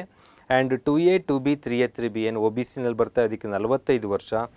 SC ST ಕ್ಯಾಟಗರಿ 1 ಮತ್ತು ಫಿಸಿಕಲಿ ಚಾಲೆಂಜ್ಡ್ ಪರ್ಸನ್ಸ್ಗಳಿಗೆ 47 ವರ್ಷದವರೆಗೂ ಅಪ್ಲೈ ಮಾಡೋದಕ್ಕೆ ಎಲಿಜಿಬಲ್ ಇದ್ದಾರೆ. ಮತ್ತು ಮಿನಿಮಮ್ 21 ವರ್ಷ ಆಗಿರಬೇಕು ಅನ್ನೋದು ಏಜ್ನ ಒಂದು.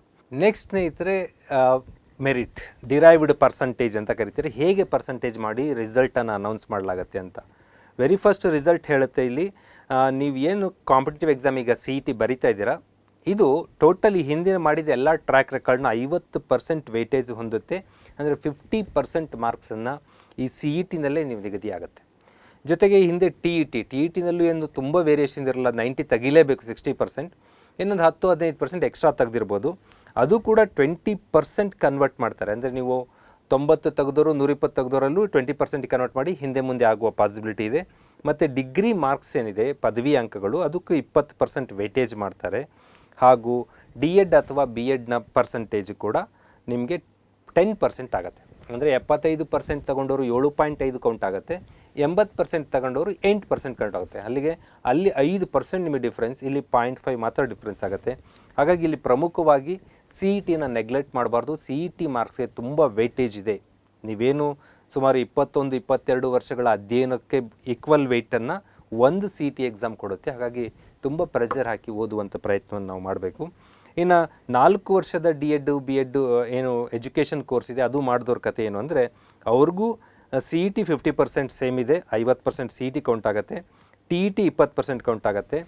ಇವ್ರಿಗೆಲ್ಲ ಬೇರೆ ಅದರ್ಸ್ಗೆ ಡಿಗ್ರಿ ಮತ್ತು D.Ed ಸೇರಿ 20-10 ಮಾಡಿದ್ರಿ.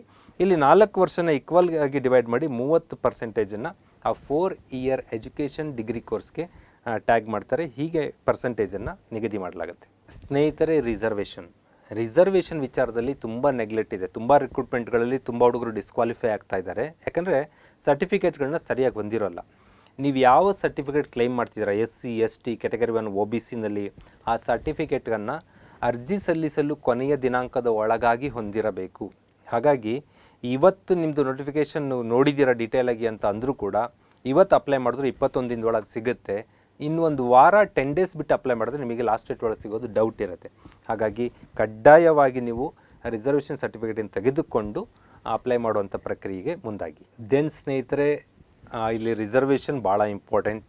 ಹಾರಿಜಾಂಟಲ್ ರಿಸರ್ವೇಷನ್, ವರ್ಟಿಕಲ್ ರಿಸರ್ವೇಷನ್ ಅಂತ ತುಂಬ ಇಲ್ಲಿ ಕಾಂಪ್ಲಿಕೇಟೆಡ್ ಇರುತ್ತೆ. ಒಂದು ಜಿಲ್ಲೆಯಲ್ಲಿ ಸುಮಾರು 70 ಪೋಸ್ಟ್ ಕಾಲಾಗಿದೆ ಅಂದ್ಕೊಳ್ಳೆ ನನಗೆ 70 ಪೋಸ್ಟ್ ಇದೆ ಅಂತ ಭಾಳ ಹುಡುಗರು ಅಂದ್ಕೊಂಡ್ಬಿಡ್ತಾರೆ. ಹಾಗೆ ಅನ್ಕೋಬಾರ್ದು. ಹೇಗೆ ರಿಸರ್ವೇಷನ್ ಮೂಲಕ ನಿಮಗೆಷ್ಟು ಅವೈಲೇಬಲ್ ಇರುತ್ತೆ ಅನ್ನೋದನ್ನು ಭಾಳ ನೀಟಾಗಿ ನಾನು ತೋರಿಸುವಂಥ ಪ್ರಯತ್ನ ಮಾಡ್ತೀನಿ. ಇಲ್ಲಿ ಹಾರಿಜಾಂಟಲ್ ರಿಸರ್ವೇಷನನ್ನು ಇಲ್ಲಿ ತೋರಿಸ್ತಾ ಇದ್ದಾರೆ. ಏನು ಹಾರಿಜಾಂಟಲ್ ರಿಸರ್ವೇಷನಲ್ಲಿ ಅಂದರೆ ಮಾಜಿ ಸೈನಿಕರಿದ್ದಾರಲ್ಲ, ಎಕ್ಸ್ ಸರ್ವಿಸ್ ಮನ್ಗಳಿಗೆ 10% ರಿಸರ್ವೇಷನ್ ಇರುತ್ತೆ. ಇದು ಹಾರಿಜಾಂಟಲ್ ವಿಚಾರವಾಗಿ. ಅಂಗವಿಕಲರಿಗೆ 5% ಇದೆ. ಯೋಜನಾ ನಿರಾಶ್ರಿತರು ಅಂದರೆ ಯಾವುದೋ ಪ್ರಾಜೆಕ್ಟ್ಗೆ, ರೈಲ್ವೆಗೋ, ಹೈವೇ ಮಾಡೋದಕ್ಕೋ, ಡ್ಯಾಮ್ ಕಟ್ಟೋದಕ್ಕೋ ನಿಮ್ಮ ಭೂಮಿ ಮನೆಯನ್ನು ಜಮೀನನ್ನು ವಶಪಡಿಸ್ಕೊಂಡಿದ್ದೆ ಅದಕ್ಕೆ ಸರ್ಟಿಫಿಕೇಟ್ ಇರುತ್ತೆ, ಅವರಿಗೆ 5% ಮೀಸಲಾತಿ ಇದೆ. ರೂರಲ್ ಸರ್ಟಿಫಿಕೇಟ್, ಗ್ರಾಮೀಣ ಪ್ರದೇಶದಲ್ಲಿ 10 ವರ್ಷ ಕಂಟಿನ್ಯೂ ಓದಿರಬೇಕು.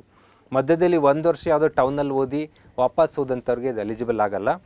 ರೂರಲ್ ಸರ್ಟಿಫಿಕೇಟ್ ಇದ್ದವ್ರಿಗೆ 25% ನಿಮಗೆ ಹಾರಿಜಾಂಟಲ್ ರಿಸರ್ವೇಷನ್ ಇದೆ. ಕನ್ನಡ ಮಾಧ್ಯಮದವರಿಗೆ 5% ಇರುತ್ತೆ. ಮಹಿಳಾ ಅಭ್ಯರ್ಥಿಗಳಿಗೆ 20 ಪೋಸ್ಟ್ GML ತೋರಿಸ್ತಾ ಇದ್ದಾರೆ ಅಂದರೆ ಅದ್ರಲ್ಲಿ 10 post automatically reserved for women. ಇಲ್ಲಿ ನಮಗೆ ಮಹಿಳಾ ರಿಸರ್ವೇಷನ್ನ ಯಾವುದೇ ಇದರಲ್ಲಿ ತೋರಿಸ್ತಾ ಇಲ್ಲ. ಅಲ್ಲಿ 15,000 ನೇಮಕಾತಿ ಇದೆ ಅಂದರೆ ಅದರಲ್ಲಿ 7,500 ವುಮೆನ್ ಹೆಣ್ಣು ಮಕ್ಕಳಿಗೆ ಮೀಸಲಾಗಿರುತ್ತೆ. ಹಾಗಾಗಿ ಅದು 50% ಇದೆ. ಮತ್ತು ಇದೇ ಮೊದಲ ಬಾರಿಗೆ ತೃತೀಯ ಲಿಂಗಗಳಿಗೂ ಕೂಡ 1% ಮೀಸಲಾತಿಯನ್ನು ಹಾರಿಜಾಂಟಲ್ ರಿಸರ್ವೇಷನ್ನ ಕೊಡುವಂಥ ಪ್ರಯತ್ನ ಸರ್ಕಾರ ಮಾಡಿದೆ. ಇದಿಷ್ಟು ಹಾರಿಜಾಂಟಲ್ ರಿಸರ್ವೇಷನ್. ಏನಿದು ಹಾರಿಜಾಂಟಲ್, ವರ್ಟಿಕಲ್ ಅನ್ನೋದು ನಾನು ಮುಂದೆ ಹೋದಾಗ ನಿಮಗೆ ಗೊತ್ತಾಗುತ್ತೆ. ಓಕೆ ಸ್ನೇಹಿತರೆ, ಈಗ ಪ್ರಮುಖವಾದ ವಿಚಾರ ಎಕ್ಸಾಮ್ ಡೇಟನ್ನು ಕೂಡ ಟೆಂಟೇಟಿವ್ ಆಗಿ ಅನೌನ್ಸ್ ಮಾಡ್ಕೊಂಬಂದಿದ್ದಾರೆ. ಬಹುತೇಕ ಪರೀಕ್ಷೆಗಳು ಅದೇನು ಟೆಂಟೇಟಿವ್ ನಿಗದಿ ಮಾಡಿರ್ತಾರೆ ಅದೇ ದಿನ ನಡೆಯುತ್ತೆ. ಏನೋ ತುರ್ತು ಪರಿಸ್ಥಿತಿಗಳು, ಇನ್ನೇನೋ ಅವಘಡಗಳಿದ್ದಾಗ ಮಾತ್ರ ವ್ಯತ್ಯಾಸ ಆಗೋ ಸಾಧ್ಯತೆ ಇದೆ. ನಮಗಿನ್ನು ಕೇವಲ 2 ತಿಂಗಳು ಟೈಮ್ ಇದೆ. ಅದನ್ನು ಮೈಂಡಲ್ಲಿ ಇಟ್ಕೊಂಡು ಯಾವ ಡೇಟ್ಗೆ ಪರೀಕ್ಷೆ ನಡೀತೆ ಹೇಗಿರುತ್ತೆ ನೋಡೋಣ. 21ನೇ ತಾರೀಕು ಮೇ ತಿಂಗಳಲ್ಲಿ ನಮಗೆ ಬೆಳಿಗ್ಗೆ 10:30ರಿಂದ 1 ಗಂಟೆವರೆಗೂ ಪೇಪರ್ 1 ಇರುತ್ತೆ. ಅದೇ ದಿವಸ ಮಧ್ಯಾಹ್ನ 2:30ರಿಂದ 5:30ರವರೆಗೂ ಇಂಗ್ಲೀಷ್ಗೆ ಯಾರು ಟೀಚರ್ ಅಪ್ಲೈ ಮಾಡಿದ್ದೀರಿ ಅವ್ರಿಗೆ ಇರುತ್ತೆ. ಮತ್ತು 3 ಗಂಟೆಗಳ ಪತ್ರಿಕೆ 2:30ರಿಂದ 5:30ವರೆಗೂ. ಇಲ್ಲಿ ಭಾಳ ಕ್ಲಿಯರಾಗಿ ಇಲ್ಲಿ ಮೆನ್ಷನ್ ಮಾಡಿದ್ದಾರೆ, 2:30ರಿಂದ 3:30ರವರೆಗೆ ಮಾತ್ರ ಬಹು ಆಯ್ಕೆ OMR ಇರುತ್ತೆ ಅಂತ. ಯಾಕೆಂದರೆ ಮುಂದೆ ಒಂದು ಕಡೆಯಲ್ಲಿ ನಿಮಗೆ ಕನ್ಫ್ಯೂಷನ್ ಸ್ಟಾರ್ಟ್ ಆಗುತ್ತೆ. ಬಟ್ ಆ ಕನ್ಫ್ಯೂಷನ್ ಬೇಡ ಅಂತ ಇಲ್ಲಿ ಹೇಳ್ತಿರೋದು.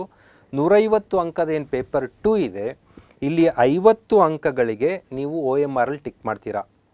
ಇನ್ನು 100 ಅಂಕಗಳಿಗೆ ವಿವರಣಾತ್ಮಕವಾಗಿ ಬರೆಯಬೇಕು. ಆ ಬರೆಯುವ ಮಾಡೆಲಲ್ಲಿ ದೀರ್ಘ ಉತ್ತರದ ಮಾಡಲನ್ನು ಶಾರ್ಟಾಗಿ ಮಾಡುವಂಥ ಪ್ರಯತ್ನವನ್ನು ಈ ಸರಿ ಮಾಡಲಾಗಿದೆ.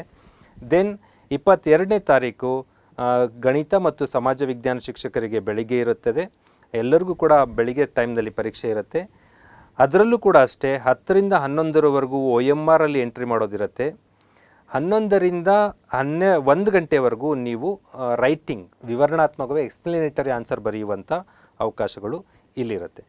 ದೆನ್ ಪೇಪರ್ 3 ಯಾರು ಇಂಗ್ಲೀಷ್ ಟೀಚರ್ ಅಲ್ವೋ, that means social teacher, science teacher ಅವರೆಲ್ಲ ಇದ್ದೀರಲ್ಲ, ವಿವರಣಾತ್ಮಕ ಪತ್ರಿಕೆಯನ್ನು ನೀವು ಬರಿಬೇಕಾಗತ್ತೆ 22ನೇ ತಾರೀಕು ಆಫ್ಟರ್ನೂನ್ 2:30 to 4:30.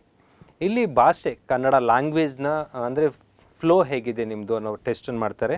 ಅದು ರ್ಯಾಂಕಿಗೆ ಕೂಡ ಕೌಂಟ್ ಆಗೋದ್ರಿಂದ ಅದನ್ನು ಕೂಡ ಸೀರಿಯಸ್ ತೊಗೋಬೇಕು. ಈ ರೀತಿ 2 ದಿನದಲ್ಲಿ 21 ಮತ್ತು 22ರಲ್ಲಿ ಪರೀಕ್ಷೆ ಮುಗಿದೋಗುತ್ತೆ. ದೆನ್ ಸ್ನೇಹಿತರೆ, ಪೇಪರ್ 1ನಲ್ಲಿ ಕಡ್ಡಾಯವಾಗಿ ಇಷ್ಟು ಅಂಕ ತೆಗಿಲೇಬೇಕು ಎಂಬ ಯಾವುದೇ ನಿಯಮ ಇಲ್ಲ.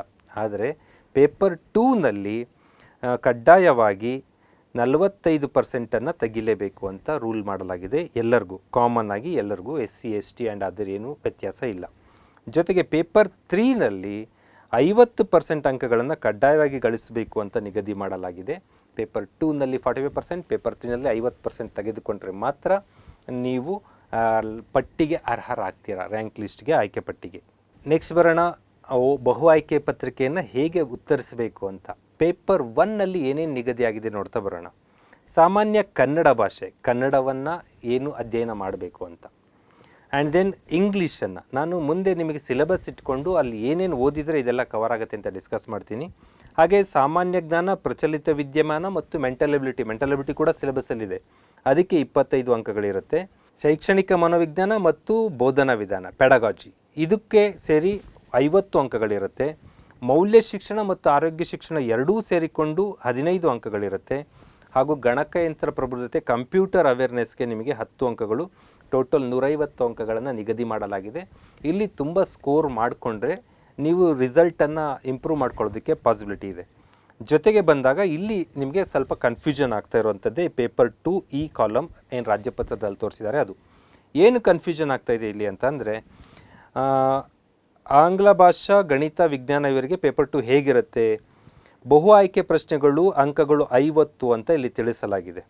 ಮತ್ತು ಅದೇ ಬಹು ಆಯ್ಕೆ ಪ್ರಶ್ನೆಗಳು OMR ಶೀಟ್ 100 ಅಂಕಗಳು ಕೊಡಲಾಗಿದೆ. ಬಟ್ ಇದು ಈಗಷ್ಟೇ ನಿಮಗೆ ವಿವರಣೆಯನ್ನು ತೋರಿಸ್ಕೊಂಬಂದಿದ್ದೀನಿ. ಮೊದಲ 1 ಗಂಟೆ ನಿಮಗೆ OMR ಇರುತ್ತೆ. ಇದು ಏನೋ ಟೆಕ್ನಿಕಲಿ ಕಂಪ್ಯೂಟರಲ್ಲಿ ಟೈಪ್ ಮಾಡುವ ಡಾಟಾ ಫೀಡಿಂಗ್ ಎರರ್ ಇದೆ. ಮೊದಲ 1 ಗಂಟೆ ಮಾತ್ರ ನಿಮಗೆ 50 ಅಂಕಗಳಿಗೆ OMR. ಆನಂತರದಲ್ಲಿ ಇದು ರಾಂಗ್ ಇದೆ, ಇದು OMR ಶೀಟಲ್ಲಿ ಉತ್ತರಿಸೋದಲ್ಲ, ವಿವರಣಾತ್ಮಕ ಬರೀಲೇಬೇಕು, ಇದು ನೀವು ಆನ್ಸರ್ ಶೀಟಲ್ಲಿ ಬರೀತೀರಾ, ಇದು ರೈಟಿಂಗ್ ಪೇಪರ್ ಇರುತ್ತೆ, ಇದು OMR ಪೇಪರ್ ಅಲ್ಲ. ಓಕೆ ಸ್ನೇಹಿತರೆ, ಇದರಲ್ಲಿ 45 ತೆಗಿಬೇಕು ಅನ್ನೋದು. ನೆಕ್ಸ್ಟ್ ಬರೋಣ ಪೇಪರ್ 3. ಇದರಲ್ಲಿ ಕನ್ನಡ ಲ್ಯಾಂಗ್ವೇಜ್ ರಿಲೇಟೆಡ್ಡಾಗಿ ಹೆಚ್ಚು ಪರೀಕ್ಷೆಗಳು ನಡೆಸಲಾಗುತ್ತೆ. ಅದರಲ್ಲಿ 100 ಅಂಕಗಳಿರುತ್ತೆ. ಇದು ಕೂಡ ರ್ಯಾಂಕಿಗೆ ಕೌಂಟ್ ಆಗುತ್ತೆ. ಇದು ಪರೀಕ್ಷಾ ವಿಧಾನ. ಇದು ಒಂದು ಏನು ಪೇಪರ್ 2 ಕನ್ಫ್ಯೂಷನ್ ಇಲ್ಲಿ ಪ್ರಿಂಟ್ ಆಗಿದೆ, ಇದು ಐ ಥಿಂಕ್ ತಪ್ಪು ಆಗಿ ಮುದ್ರಣಗೊಂಡಿರುವಂಥದ್ದು. ನಾನು ಹೇಳಿದ ಅನುಮಾನ ಇದ್ದಲ್ಲಿ ಇಲ್ಲಿ ಮುಂದೆ ತಿಳಿಸ್ತಾರೆ. ಮುಂದೆ ಏನು ಹೇಳ್ತಾರೆ ಅಂದರೆ, ಪೇಪರ್ 2 ಪ್ರಶ್ನೆ ಪತ್ರಿಕೆಯಲ್ಲಿ 2 ಭಾಗಗಳಿದ್ದು, ಮೊದಲ ಭಾಗದಲ್ಲಿ ಬಹು ಆಯ್ಕೆ ಪ್ರಶ್ನೆಗಳನ್ನು OMRನಲ್ಲಿಯೂ ಮತ್ತು ಎರಡನೇ ಭಾಗದಲ್ಲಿ ವಿವರಣಾತ್ಮಕ ಉತ್ತರವನ್ನು ಪರೀಕ್ಷಾ ಕೇಂದ್ರದಲ್ಲಿ ನೀಡುವ ಉತ್ತರ ಪತ್ರಿಕೆಯಲ್ಲೂ ಆನ್ಸರ್ ಬುಕ್ಲೆಟ್ನಲ್ಲೂ ಬರೆಯಲಾಗುತ್ತದೆ. ಹಾಗಾಗಿ ಮೇಲೆ ಅದೇನೋ ಬಾಕ್ಸಲ್ಲಿ ಪ್ರಿಂಟ್ ಮಿಸ್ಟೇಕ್ ಇರೋದನ್ನೇ ಸೀರಿಯಸ್ ಆಗಿ ತೊಗೊಳ್ಳೋಂಗಿಲ್ಲ. ನೀವು 100 ಅಂಕಕ್ಕೆ ಈ ಹಿಂದೆ ಬರದಂತೆ ಈಗಲೂ ಬರೆಯಬೇಕಾದ ಅನಿವಾರ್ಯತೆ ಇದೆ. ಇದಿಷ್ಟು ಪರೀಕ್ಷೆಗೆ ರಿಲೇಟೆಡ್ ಆದ ಮಾಹಿತಿಯಾಗಿರುತ್ತೆ. ಈಗ ನೀವು ಅಪ್ಲೈ ಮಾಡಬೇಕಾದ್ರೆ ಎಷ್ಟು ಜಾಗೃತಿ ವಹಿಸಿ ಅಪ್ಲೈ ಮಾಡಬೇಕು, ಯಾವ ಜಿಲ್ಲೆಗೆ ಹೋಗಿ ಅಪ್ಲೈ ಮಾಡಿದರೆ ನೀವು ಎಲಿಜಿಬಲ್ ಇರ್ತೀರಾ, ಅದನ್ನು ರಿಲೇಟೆಡಾಗಿ ಒಂದಷ್ಟು ಸಣ್ಣ ಅನಾಲಿಸಿಸ್ ಮಾಡುವಂಥ ಪ್ರಯತ್ನ ಮಾಡ್ತೀನಿ. ಈಗ ನಾನು ಶಿವಮೊಗ್ಗ ಜಿಲ್ಲೆಯ ಒಂದು ಪಟ್ಟಿ ತೆಗೆದುಕೊಂಡಿದ್ದೀನಿ. ಇಲ್ಲಿ ಆಂಗ್ಲ ಭಾಷೆಗೆ 48 ಹುದ್ದೆಗಳು, ಗಣಿತ ವಿಜ್ಞಾನ 227, ಗಣಿತ ವಿಜ್ಞಾನ ಉರ್ದು ಮಾಧ್ಯಮದಲ್ಲಿದ್ದಂಥವ್ರಿಗೆ 12 ಹುದ್ದೆಗಳು, ಜೀವ ವಿಜ್ಞಾನಕ್ಕೆ 137 ಹುದ್ದೆಗಳು ಆ್ಯಂಡ್ ಸಮಾಜ ವಿಷಯಕ್ಕೆ 36 ಹುದ್ದೆಗಳು, ಟೋಟಲ್ 460 ಪೋಸ್ಟ್ ಅಲಾಟ್ ಆಗಿದೆ. ಇಲ್ಲಿ ಏನಾಗುತ್ತೆ, ಆಂಗ್ಲ ಭಾಷೆ 48 ಹುದ್ದೆಗಳು ಕಾಣಿಸ್ಬಿಡುತ್ತೆ. ನಮಗೆ ಕಾಣಿಸಿದ ಕೂಡಲೇ ನಮಗೆ GM ಅಂದರೆ 24 ನಾನು ಎಲಿಜಿಬಲ್ ಇದ್ದೀನಿ ಅಂತ ನಾವು ಅಂದ್ಕೊಂಡ್ಬಿಡ್ತೀವಿ. ಸ್ನೇಹಿತರೆ, ನನಗೆ ಪರಿಚಯ ಇರುವಂಥ 3B ಕ್ಯಾಟಗರಿಗೆ ಸೇರಿದಂಥ ಒಬ್ಬರು ಫೋನ್ ಮಾಡ್ತಾರೆ, ಸರ್ ನಾನು ಇಂಗ್ಲೀಷ್ ಟೀಚರ್ಗೆ ಎಲಿಜಿಬಲ್ ಇದ್ದೀನಿ, ನನಗೆ ಎಷ್ಟು ಹುದ್ದೆಗಳು ಸಿಗ್ತವೆ ಅಂತ. ಅದನ್ನು ನಿಮಗೆ ಇಲ್ಲೊಂದು ಅನಾಲಿಸಿಸ್ ಮಾಡಿ ತೋರಿಸ್ತೀನಿ.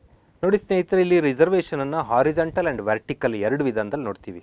ಸ್ನೇಹಿತರೆ, ಲಂಬ ರೂಪದಲ್ಲಿ ಕಾಣ್ತಾ ಇದೆಯಲ್ಲ, ಇದನ್ನು ವರ್ಟಿಕಲ್ ರಿಸರ್ವೇಷನ್ ಅಂತ ಕರಿತೀವಿ. SC ST category 1, 2A, 2B, 3A, 3B and others. ಇದನ್ನು ನಾವು ವರ್ಟಿಕಲ್ ಲಂಬಾತ್ಮಕ ರಿಸರ್ವೇಷನ್. ಜೊತೆಗೆ ಹಾರಿಜಾಂಟಲ್ ಅಡ್ಡ ರಿಸರ್ವೇಷನ್ ಏನಿದೆ, ಇಲ್ಲೂ ಅದರ್ಸ್ ಬರುತ್ತೆ. ರೂರಲ್, ಕನ್ನಡ ಮಾಧ್ಯಮ, ಯೋಜನೆ ನಿರಾಶ್ರಿತ, ಮಾಜಿ ಸೈನಿಕ, ಅಂಗವಿಕಲ, ತೃತೀಯ ಲಿಂಗ, ಹೀಗೆ ರಿಸರ್ವೇಷನ್ ಬರುತ್ತೆ. ಈಗ ನನಗೆ ಫೋನ್ ಮಾಡಿದ ವ್ಯಕ್ತಿ 3B ಕ್ಯಾಟಗರಿಗೆ ಸೇರುವ ಮಹಿಳೆ. ಅವ್ರಿಗೆ ಎಷ್ಟು ಎಲಿಜಿಬಲ್ ಇರ್ತಾರೆ ಇಲ್ಲಿ ಅಂತ ಅಂದರೆ, ವೆರಿ ಫಸ್ಟ್ ನಾವು ಜನರಲ್ಲಿ ಅದರ್ಸ್ ಇದೆಯಲ್ಲ, ಎಲ್ಲರೂ ಎಲಿಜಿಬಲ್. ಅದು ಆ ಅದರ್ಸನ್ನು ನಾವು ಇಲ್ಲಿಂದ ಸ್ಟಾರ್ಟ್ ಮಾಡ್ಕೋತೀವಿ. ಈ 2 ಪೋಸ್ಟ್ಗೆ ಶಿ ಈಸ್ ಎಲಿಜಿಬಲ್. 2 ಹುದ್ದೆಗೆ ಅವರು ಅರ್ಹರಿದ್ದಾರೆ. ಆ 2 ಹುದ್ದೆಗೆ ಅರ್ಹರಿದ್ದ ಕೂಡಲೇ 2 ಫಿಕ್ಸ್ ಆಯಿತು. ಇನ್ಯಾವುದಕ್ಕೆ ಅರ್ಹರಿದ್ದಾರೆ ಅಂದರೆ, ಇನ್ನು ಯಾವುದೇ ಕಾಲಮ್ಗೆ ನೋಡೋಂಗಿಲ್ಲ, ನೀವು 3Bಗೆ ಬಂದು ನೋಡಬೇಕಾಗತ್ತೆ. 3Bಗೆ ಬಂದ್ವಿ. 3Bಗೆ ಬಂದಾಗ 3Bನಲ್ಲಿ ಇತರೆ ಅಂದರೆ ಅದರ್ಸ್ ಮೀನ್ಸ್ ಯಾರು ಬೇಕಾದರೂ ಅಲ್ಲಿಗೆ ಬರ್ಬೋದು ಅಂತ ಅರ್ಥ. ಆ ಒಂದು ಹುದ್ದೆಗೆ ಅವರು ಎಲಿಜಿಬಲ್. ಅದು ಬಿಟ್ಟರೆ ಅವ್ರದ್ದು ಕನ್ನಡ ಮಾಧ್ಯಮ ಇಲ್ಲ, ಕನ್ನಡ ಮಾಧ್ಯಮಕ್ಕೆ ರಿಸರ್ವೇಷನ್ ಇದೆಯಾ, ಇಲ್ಲೂ ಇಲ್ಲ. ಅವರು ಗ್ರಾಮೀಣ ಅಭ್ಯರ್ಥಿ ಅಲ್ಲ. ಒಂದು ಹುದ್ದೆ ಇದೆ, ಬಟ್ ಇವರು ಅದಕ್ಕೆ ಎಲಿಜಿಬಲ್ ಇಲ್ಲ. ಆ್ಯಂಡ್ ದೆನ್ ಅಂಗವಿಕಲ ಅಲ್ಲ. ಹಾಗಾಗಿ ಈ 48 ಹುದ್ದೆಗಳು ನಿಮಗೆ ಕಾಣ್ತಾ ಇದೆ.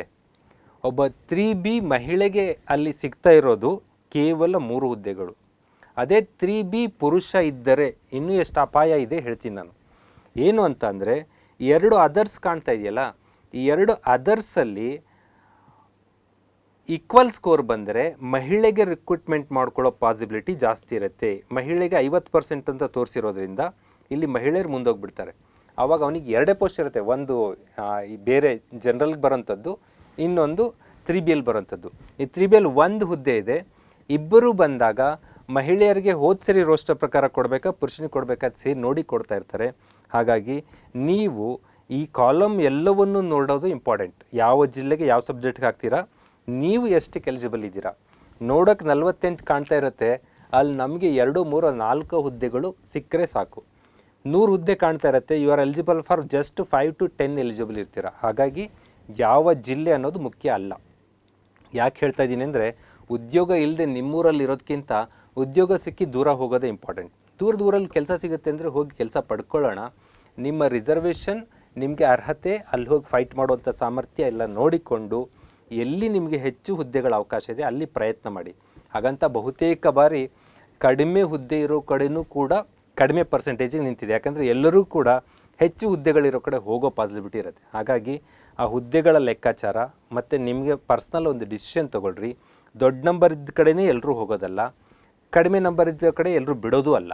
ಅದು ನೋಡಿಕೊಂಡು ನೀವು ರಿಸರ್ವೇಷನ್ನ ಡಿಸೈಡ್ ಮಾಡಿ. ಹೀಗೆ ಬೇರೆ ಬೇರೆ ಸಬ್ಜೆಕ್ಟು ಕೂಡ ನೀವು ಡಿಸೈಡ್ ಮಾಡಬೇಕಾಗತ್ತೆ. ಈಗ ಬರ್ತೀನಿ ಸ್ನೇಹಿತರೆ, ಇವತ್ತಿನ ವಿಡಿಯೋದಲ್ಲಿ ನಾನು ಪೇಪರ್ 1 ಏನು ಓದಬೇಕು, ಏನೆಲ್ಲ ಓದಿದರೆ ಇದು ಕವರ್ ಆಗುತ್ತೆ. ನಾಳೆ ವಿಡಿಯೋಗಳಲ್ಲಿ, ನಾಡ್ದ ವಿಡಿಯೋಗಳಲ್ಲಿ ನಾನು ಪೇಪರ್ 2, ಪೇಪರ್ 3 ರಿಲೇಟೆಡ್ ಆಗಿ ಕೂಡ ಅನಾಲಿಸಿಸ್ ಮಾಡ್ತೀನಿ. ಪೇಪರ್ 1 ಈಗಾಗಲೇ ತೋರಿಸ್ಕೊಂಬಂದಿದ್ದೀವಿ. ಸಾಮಾನ್ಯ ಕನ್ನಡ ಓದಬೇಕು, ಸಾಮಾನ್ಯ ಇಂಗ್ಲೀಷ್ ಓದಬೇಕು, ಸಾಮಾನ್ಯ ಜ್ಞಾನ, ಶೈಕ್ಷಣಿಕ ಮನೋವಿಜ್ಞಾನ, ಪೆಡಗಾಜಿ ಆ್ಯಂಡ್ ಆರೋಗ್ಯ ಮೌಲ್ಯ ಶಿಕ್ಷಣ, ಗಣಕಯಂತ್ರ ಸಾಕ್ಷರತೆ. ಸಾಧನ ಯೂಟ್ಯೂಬಲ್ಲಿ CTET, TET ಅಂತಲೇ ಒಂದು ಫೋಲ್ಡ್ರ್ ಇದೆ. ಆಲ್ರೆಡಿ ಇದಕ್ಕೆ ಬೇಕಾದ ಎಲ್ಲ ಪ್ಯಾಕೇಜನ್ನು ರೆಡಿ ಇಟ್ಟಿದ್ದೀವಿ. ನಾನು ಎಕ್ಸಾಮ್ ಆದಮೇಲೆ ಬೇಕಾದ್ರೆ ಪ್ರೂವ್ ಮಾಡ್ತೀನಿ. 150 ಅಂಕಗಳಿಗೆ ನಮ್ಮ ವಿಡಿಯೋಗಳಿಂದಲೇ ನೀವು ಅಬೋವ್ 120 ಸ್ಕೋರ್ ಮಾಡ್ಬೋದಾದಷ್ಟು ವಿಡಿಯೋಗಳನ್ನ ಮಾಡಿಟ್ಟಿದ್ದೀವಿ. You can watch there. Very simple. ಏನು ಕನ್ನಡ ಇದೆಯಲ್ಲ, ಕನ್ನಡದಕ್ಕೆ ನೀವು ಸಾಧನದಲ್ಲಿ ಕರಿಬಸಪ್ಪ ಸರ್ ಅವ್ರು ಮಾಡಿರುವಂಥ ವಿಡಿಯೋಗಳು ಬೇಕಾದಷ್ಟಿದ್ದಾವೆ. ಎಲ್ಲ ಟಾಪಿಕ್ ಬೇಸ್ಡಲ್ಲೂ ವಿಡಿಯೋಗಳು ಮಾಡಿದ್ದೀವಿ ನಾವು.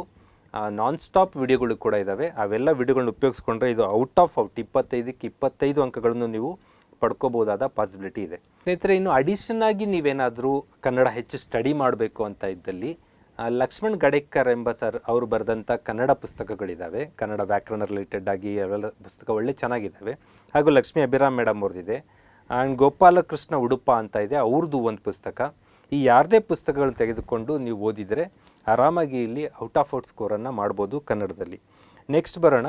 ಸಿಲೆಬಸ್ ಜೊತೆಗೆ ಅವರು ಪರಾಮರ್ಶನ ಗ್ರಂಥಗಳು ಕೊಟ್ಟಿದ್ದಾರೆ. 6ರಿಂದ 10ನೇ ತರಗತಿವರೆಗಿನ ಪ್ರಥಮ ಭಾಷೆ, ದ್ವಿತೀಯ ಭಾಷೆ, ತೃತೀಯ ಭಾಷೆ ಕನ್ನಡ ಪುಸ್ತಕಗಳು ಅಂತ.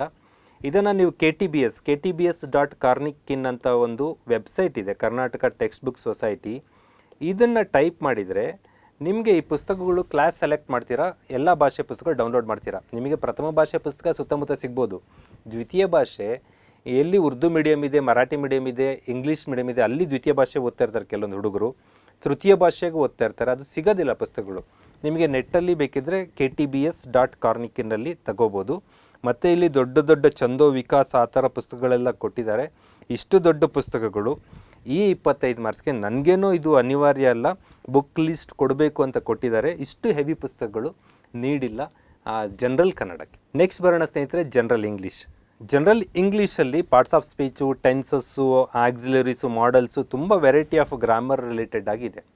ಇಲ್ಲಿ 50% ನಿಮಗೆ ಇಂಗ್ಲೀಷ್ ಗ್ರಾಮರ್ ಟೆಸ್ಟ್ ಮಾಡಿದರೆ, ಮೋರ್ ದ್ಯಾನ್ 50% ನಿಮಗೆ ವೊಕ್ಯಾಬ್ಯುಲರಿ ಎಷ್ಟು ಇಂಗ್ಲೀಷ್ ಪವರ್ ಇದೆ ಅಂತ ನಿಮಗೆ ಟೆಸ್ಟ್ ಮಾಡ್ತಾರೆ, ವರ್ಲ್ಡ್ ಪವರ್ ಎಷ್ಟಿದೆ ಅಂತ. ಹಾಗಾಗಿ ಇಂಗ್ಲೀಷ್ ಮೇಲೆ ನಿಮಗೆ ಹಿಡ್ತಾ ಇರಬೇಕು. ಜೊತೆಗೆ ಒಂದಷ್ಟು ಪ್ರಯತ್ನ ಮಾಡಿದರೆ ಇಲ್ಲಿ ಸ್ಕೋರ್ ಮಾಡ್ಬೋದು. ಅವರು ಲಿಸ್ಟ್ ಆಫ್ ರೆಫರೆನ್ಸ್ ಬುಕ್ಕನ್ನು ಮಾಮೂಲಿ 1st ಸ್ಟ್ಯಾಂಡರ್ಡಿಂದ 12th ಸ್ಟ್ಯಾಂಡರ್ಡ್ವರೆಗೂ text book and work books ಅಂತ ಹೇಳ್ತಾರೆ. ಆ್ಯಂಡ್ DSCRTಯ ಕೆಲವು ಪುಸ್ತಕಗಳನ್ನ ರೆಫರ್ ಮಾಡಿ ಅಂತಾರೆ. ಯಾಕಂದರೆ ಮೆಥಡಾಲಜಿ ರಿಲೇಟೆಡ್ ಆಗಿ ಕೆಲವೊಂದು ಪ್ರಶ್ನೆ ಬರೋದ್ರಿಂದ ಡಿಕ್ಷ್ನರಿ ಆ್ಯಂಡ್ ಥಿಸಾರಸ್ಸನ್ನು ಓದ್ರಿ ಅಂತಾರೆ. ಇಲ್ಲಿ ನನಗೆ ವಿಶೇಷವಾಗಿ ಕಾಣ್ತಾ ಇರೋದು, ಸಾಮಾನ್ಯವಾಗಿ ಎಲ್ಲರೂ ರೆಫರ್ಗೆ ಹೇಳ್ತಾ ಇರ್ತಿರಲ್ಲ, ರೆನನ್ ಮಾರ್ಟಿನ್ ಅವರ ಒಂದು ಗ್ರಾಮರ್ ಕಂಪೋಸಿಷನ್ ಪುಸ್ತಕ ಹೇಳಿದ್ದಾರೆ, ಸಾಮಾನ್ಯ ಸಜೆಸ್ಟ್ ಮಾಡ್ತೀವಿ ಇದನ್ನು. ಆ್ಯಂಡ್ ರೇಮಂಡ್ ಮರ್ಫಿ ಅವರ ಎಸೆನ್ಷಿಯಲ್ ಇಂಗ್ಲೀಷ್ ಗ್ರಾಮರ್ ಇದೆ. ಇವೆರಡೂ ಸಾಕಾಗುತ್ತೆ ಅನ್ಕೋತೀನಿ. ಜೊತೆಗೆ ಆಬ್ಜೆಕ್ಟಿವ್ ಇಂಗ್ಲೀಷ್ ಅಂತ ಪುಸ್ತಕ ಬರುತ್ತೆ ಸ್ನೇಹಿತರೆ. ಆಬ್ಜೆಕ್ಟಿವ್ ಇಂಗ್ಲೀಷ್ ಕಾಂಪಿಟೇಟಿವ್ ಎಕ್ಸಾಮಲ್ಲಿ ಹೇಗೆ ಪ್ರಶ್ನೆಗಳು ಬರ್ತವೆ ಅನ್ನೋದು ಆಬ್ಜೆಕ್ಟಿವ್ ಇಂಗ್ಲೀಷ್ ಅಂತೇಳಿ ಪುಸ್ತಕ ಬರುತ್ತೆ. ಇದನ್ನು ಮೆಗ್ರಾಯಿಲ್ಸ್ ಪಬ್ಲಿಕೇಶನ್ನು ಮೆಗ್ರಾಯಿಲ್ಸ್ ಪಬ್ಲಿಕೇಶನ್ ಅಥವಾ ಎನಿ ಅದರ್ ಒನ್ ಪಬ್ಲಿಕೇಶನ್ ಅದನ್ನು ಚಾಯ್ಸ್ ಮಾಡ್ಕೊಂಡು ನೀವು ಓದಿದರೆ ಇಲ್ಲಿ ಸ್ಕೋರ್ ಮಾಡ್ಬೋದು. ಮೆಗ್ರಾಯಿಲ್ಸ್ ಆಗಿರ್ಬೋದು ಆ್ಯಂಡ್ ಅಗರ್ವಾಲ್ ಅವ್ರದ್ದು ಆಗಿರ್ಬೋದು, ಎಸ್ ಚಂದ್ ಅವ್ರದ್ದು ಆಗಿರ್ಬೋದು. ಒಟ್ಟು ಅಬ್ಜೆಕ್ಟಿವ್ ಇಂಗ್ಲೀಷ್ ಅಂತ ನೀವು ಅಮೆಝಾನ್, ಫ್ಲಿಪ್ಕಾರ್ಟ್, ನಮ್ಮ ಸಾಧನ ಮಾರ್ಟ್ ಎಲ್ಲೇ ಟೈಪ್ ಮಾಡಿದರು ಈ ಪುಸ್ತಕಗಳು ಡಿಸ್ಕೌಂಟಲ್ಲಿ ಸಿಗುತ್ತೆ ನಮ್ಮ ಆ್ಯಪಲ್ಲೂ ಕೂಡ. You can buy this book, automatically ನೀವು ಸ್ಕೋರ್ ಮಾಡ್ಕೋಬೋದು. ನೆಕ್ಸ್ಟ್ ಬರೋಣ general knowledge. General knowledge books and authors, invention discoveries ತುಂಬ ಕ್ಲಾಸಿಕಲ್ ಆದ ಜಿ ಕೆ ಮೆಥಡಾಲಜಿನೇ ಸಿಲೆಬಸ್ಸನ್ನೇ ಕೊಟ್ಟಿದ್ದಾರೆ. ಈ ಜಿ ಕೆಯನ್ನು ಓದೋದಕ್ಕೆ ಯಾವ ಪುಸ್ತಕ ಓದಬೇಕು ಅಂತ ಭಾಳ ಜನ ಕೇಳ್ತಾ ಇರ್ತೀರ. ಇದಕ್ಕೆಲ್ಲ ತುಂಬ ಡೆಪ್ತಾದ ಇನ್ಡೆಪ್ತ್ ಪುಸ್ತಕಗಳು ಬೇಕಾಗಿಲ್ಲ. ಸಿಂಪಲ್ಲಾಗಿ ಎಲ್ಲದನ್ನೂ ಒಳಗೊಂಡ ಪುಸ್ತಕ ಆಗಿದೆ ಇದು. ಹಾಗಾಗಿ ಇದನ್ನು ನೀವು ಚಾಣಕ್ಯ ಕಣಜ ಅಂತ ಒಂದು ಪುಸ್ತಕ ಬರುತ್ತೆ, ಚಾಣಕ್ಯ ಕಣಜ. ಇಲ್ಲ ನೀವು ಓದಾದ ನಂತರ ನಿಮ್ಮ ಮನೆ ಮಕ್ಕಳು ಕೂಡ ಓದ್ಕೊಳ್ಳೋಕೆ ಯೂಸ್ಫುಲ್ ಆದಂಥ ಬುಕ್ ಇದು. ಸಿಂಪಲ್ಲಾಗಿ ಒಂದು ಜಿ ಕೆ ಬುಕ್. ಅಥವಾ ನೂತನ ಜಿ ಕೆ ಅಂತ ಒಂದು ಪುಸ್ತಕ ಇದೆ, ನೂತನ ಜಿ ಕೆ ಇನ್ ಕನ್ನಡ, ಅದನ್ನು ಬಳಸ್ಕೊಳ್ಬೋದು. ಅಥವಾ ಕ್ಲಾಸಿಕ್ ಅವ್ರದ್ದು ಇಯರ್ ಬುಕ್ ಬರುತ್ತೆ, ಅದನ್ನು ಉಪಯೋಗಿಸ್ಕೊಳ್ಳಿ. ಇನ್ನು ಇಂಗ್ಲೀಷಲ್ಲಿ ಬೇಕು ಅಂದರೆ ಮನೋರಮ ಇಯರ್ ಬುಕ್ಕು, ಯಾವುದೋ ಒಂದು ಇಯರ್ ಬುಕ್ಕನ್ನು ತೆಗೆದುಕೊಂಡ್ರೆ ಇಂಗ್ಲೀಷಲ್ಲಿ ಓದಬೇಕಂತ ಅನ್ನೋರು ಆ ಒಂದು ಇಯರ್ ಬುಕ್ಕಲ್ಲಿ ಇವೆಲ್ಲ ಇದೇ ಟೈಟಲ್ ಜೊತೆಗೆ ಸಿಗುತ್ತೆ ನಿಮಗೆ. ಅಷ್ಟು ನೋಡ್ಕೊಂಡ್ಬಿಟ್ರೆ ಸಾಕಾಗುತ್ತೆ ಜನರಲ್ ನಾಲೆಡ್ಜ್ಗೆ. ಬಟ್ ಇಲ್ಲೇನಾಗುತ್ತೆ, 25 ಅಂಕದಲ್ಲಿ ಈ ವರ್ಷ ಮೆಂಟಲ್ ಎಬಿಲಿಟಿ ಆ್ಯಂಡ್ ಆ್ಯಪ್ಟಿಟ್ಯೂಡ್ ಟೆಸ್ಟನ್ನು ಕೂಡ ಆ್ಯಡ್ ಮಾಡಿದ್ದಾರೆ. ಈ ಮೆಂಟಲ್ ಎಬಿಲಿಟಿ ಆ್ಯಪ್ಟಿಟ್ಯೂಡನ್ನು ತುಂಬ ಇದು 7-9 ಚಾಪ್ಟರ್ ಆ್ಯಡ್ ಮಾಡಿದ್ದಾರೆ. ಮೋರಲ್ಲೆಸ್ ಎಲ್ಲದೂ ಇರುತ್ತೆ ಇಲ್ಲಿ ಮೆಂಟಲ್ ಎಬಿಲಿಟಿ. ಇದು ಎಷ್ಟು ಮಾರ್ಕ್ಸಿಗೆ ಕೊಡ್ತಾರೋ ಏನು ಅನ್ನೋದು ಭಗವಂತನೇ ಬಲ್ಲ ಇದು. ಯಾಕಂದರೆ ಮೇಲೆ ಜಿ ಕೆಗೆ 25 ಚಾಪ್ಟರ್ ಇದೆ, ಜೊತೆಗೆ ಇದೊಂದಿಷ್ಟು ಆ್ಯಡ್ ಮಾಡಿದ್ದಾರೆ. ನನ್ನ ಪ್ರಕಾರ ಒಂದು 5ರಿಂದ 8 ಪ್ರಶ್ನೆ ಏನಾದರೂ ಕೊಡಬಹುದು ಅಂತ ಮೆಂಟಲ್ ಎಬಿಲಿಟಿ. 5ರಿಂದ 8 ಕೊಟ್ಟರೆ 15ರಿಂದ 17 ಜಿ ಕೆ ಸಾಮಾನ್ಯ ಜ್ಞಾನದಲ್ಲಿ ಪ್ರಶ್ನೆ ಇರುತ್ತೆ. ಅವೆರಡು ಮ್ಯಾಚ್ ಮಾಡ್ಕೊಂಡು 25 ಅಂಕ ಆಗುತ್ತೆ. ಮೆಂಟಲ್ ಎಬಿಲಿಟಿಗೆ ನಾನು 2 ಬುಕ್ ಕನ್ನಡದಲ್ಲಿ ಸಜೆಸ್ಟ್ ಮಾಡ್ತೀನಿ. ಗುರುರಾಜ್ ಬುಲಬುಲೆಯವರ ಮೆಂಟಲ್ ಎಬಿಲಿಟಿ ಅನ್ನೋ ಪುಸ್ತಕ ಇದೆ, ಮಂಜುನಾಥ್ ಬಾಡಿಗೆ ಅಂತ ಸರ್ ಇದ್ದಾರೆ, ಅವ್ರದ್ದು ಮೆಂಟಲ್ ಎಬಿಲಿಟಿ ಪುಸ್ತಕ ಇದೆ. ಅವೆರಡು ಪುಸ್ತಕದಲ್ಲಿ ಯಾವುದಾದ್ರೂ ಒಂದು ತೆಗೆದುಕೊಡು. ಇನ್ನು ಬೇರೆ ಆಥರ್ಸ್ ನಿಮ್ಮ ಹತ್ರ ಇದೆ ಅಂದರೆ ಎನಫ್. ಇಲ್ಲೇನು ಒಂದು 5ರಿಂದ 8 ಮಾರ್ಕ್ಸಿಗೆ ಬರೋದ್ರಿಂದ ದಿನಕ್ಕೊಂದು 5-10 ನಿಮಿಷ ವರ್ಕೌಟ್ ಮಾಡಿ. ಈಗ ಹೆಚ್ಚು ಟೈಮ್ ಇಲ್ಲದೆ ಇರೋದ್ರಿಂದ ಟ್ರೈ ಮಾಡಿದ್ರೆ ಈ 5ರಿಂದ 8 ಅಂಕನೂ ಕೂಡ ಪಡ್ಕೊಳ್ಳೋದು ಇಂಪಾರ್ಟೆಂಟ್ ಆಗುತ್ತೆ. ಜೊತೆಗೆ ಶೈಕ್ಷಣಿಕ ಮನೋವಿಜ್ಞಾನ, ಮಗುವಿನ ಅಭಿವೃದ್ಧಿ ಮತ್ತು ಬೋಧನಾಶಾಸ್ತ್ರ, ಸೈಕಾಲಜಿ ಆ್ಯಂಡ್ ಪೆಡಗಾಜಿ ರಿಲೇಟೆಡ್ ಆಗಿ ತುಂಬ ಚಾಪ್ಟರ್ಸ್ ಇದೆ. ಹೊಸ ಚಾಪ್ಟರ್ಗಳನ್ನ ಆ್ಯಡ್ ಕೂಡ ಮಾಡಲಾಗಿದೆ. ಈ ಆ್ಯಡ್ ಮಾಡಿದ್ರಿಂದ ನಾವು ಏನೇನು ಸ್ಟಡಿ ಮಾಡಬೇಕು, ನಾವು ಸಾಮಾನ್ಯವಾಗಿ ಸೈಕಾಲಜಿಗೆ ವಾಮದೇವಪ್ಪ ಸರ್ ಅವರ ಶೈಕ್ಷಣಿಕ ಮನೋವಿಜ್ಞಾನ ಮತ್ತು ಸರ್ದೇ ಕ್ವಶನ್ ಬ್ಯಾಂಕ್ ಕೂಡ ಇದೆ, ಶೈಕ್ಷಣಿಕ ಮನೋವಿಜ್ಞಾನ ಪ್ರಶ್ನೋತ್ತರ ಕೈಪಿಡಿ ಅಂತ. Available in Kannada and English, both ಎರಡೂ ಭಾಷೆಯಲ್ಲೂ ಅವೈಲಬಲ್ ಇದೆ. ನೀವು ಇದನ್ನು ಕೂಡ ಸಾಧನಾ ಮಾರ್ಟ್ನಲ್ಲಿ ತೆಗೆದುಕೊಳ್ಬೋದು, ಡಾಕ್ಟರ್ ವಾಮದೇವಪ್ಪ ಸರ್ ಅವ್ರದ್ದು.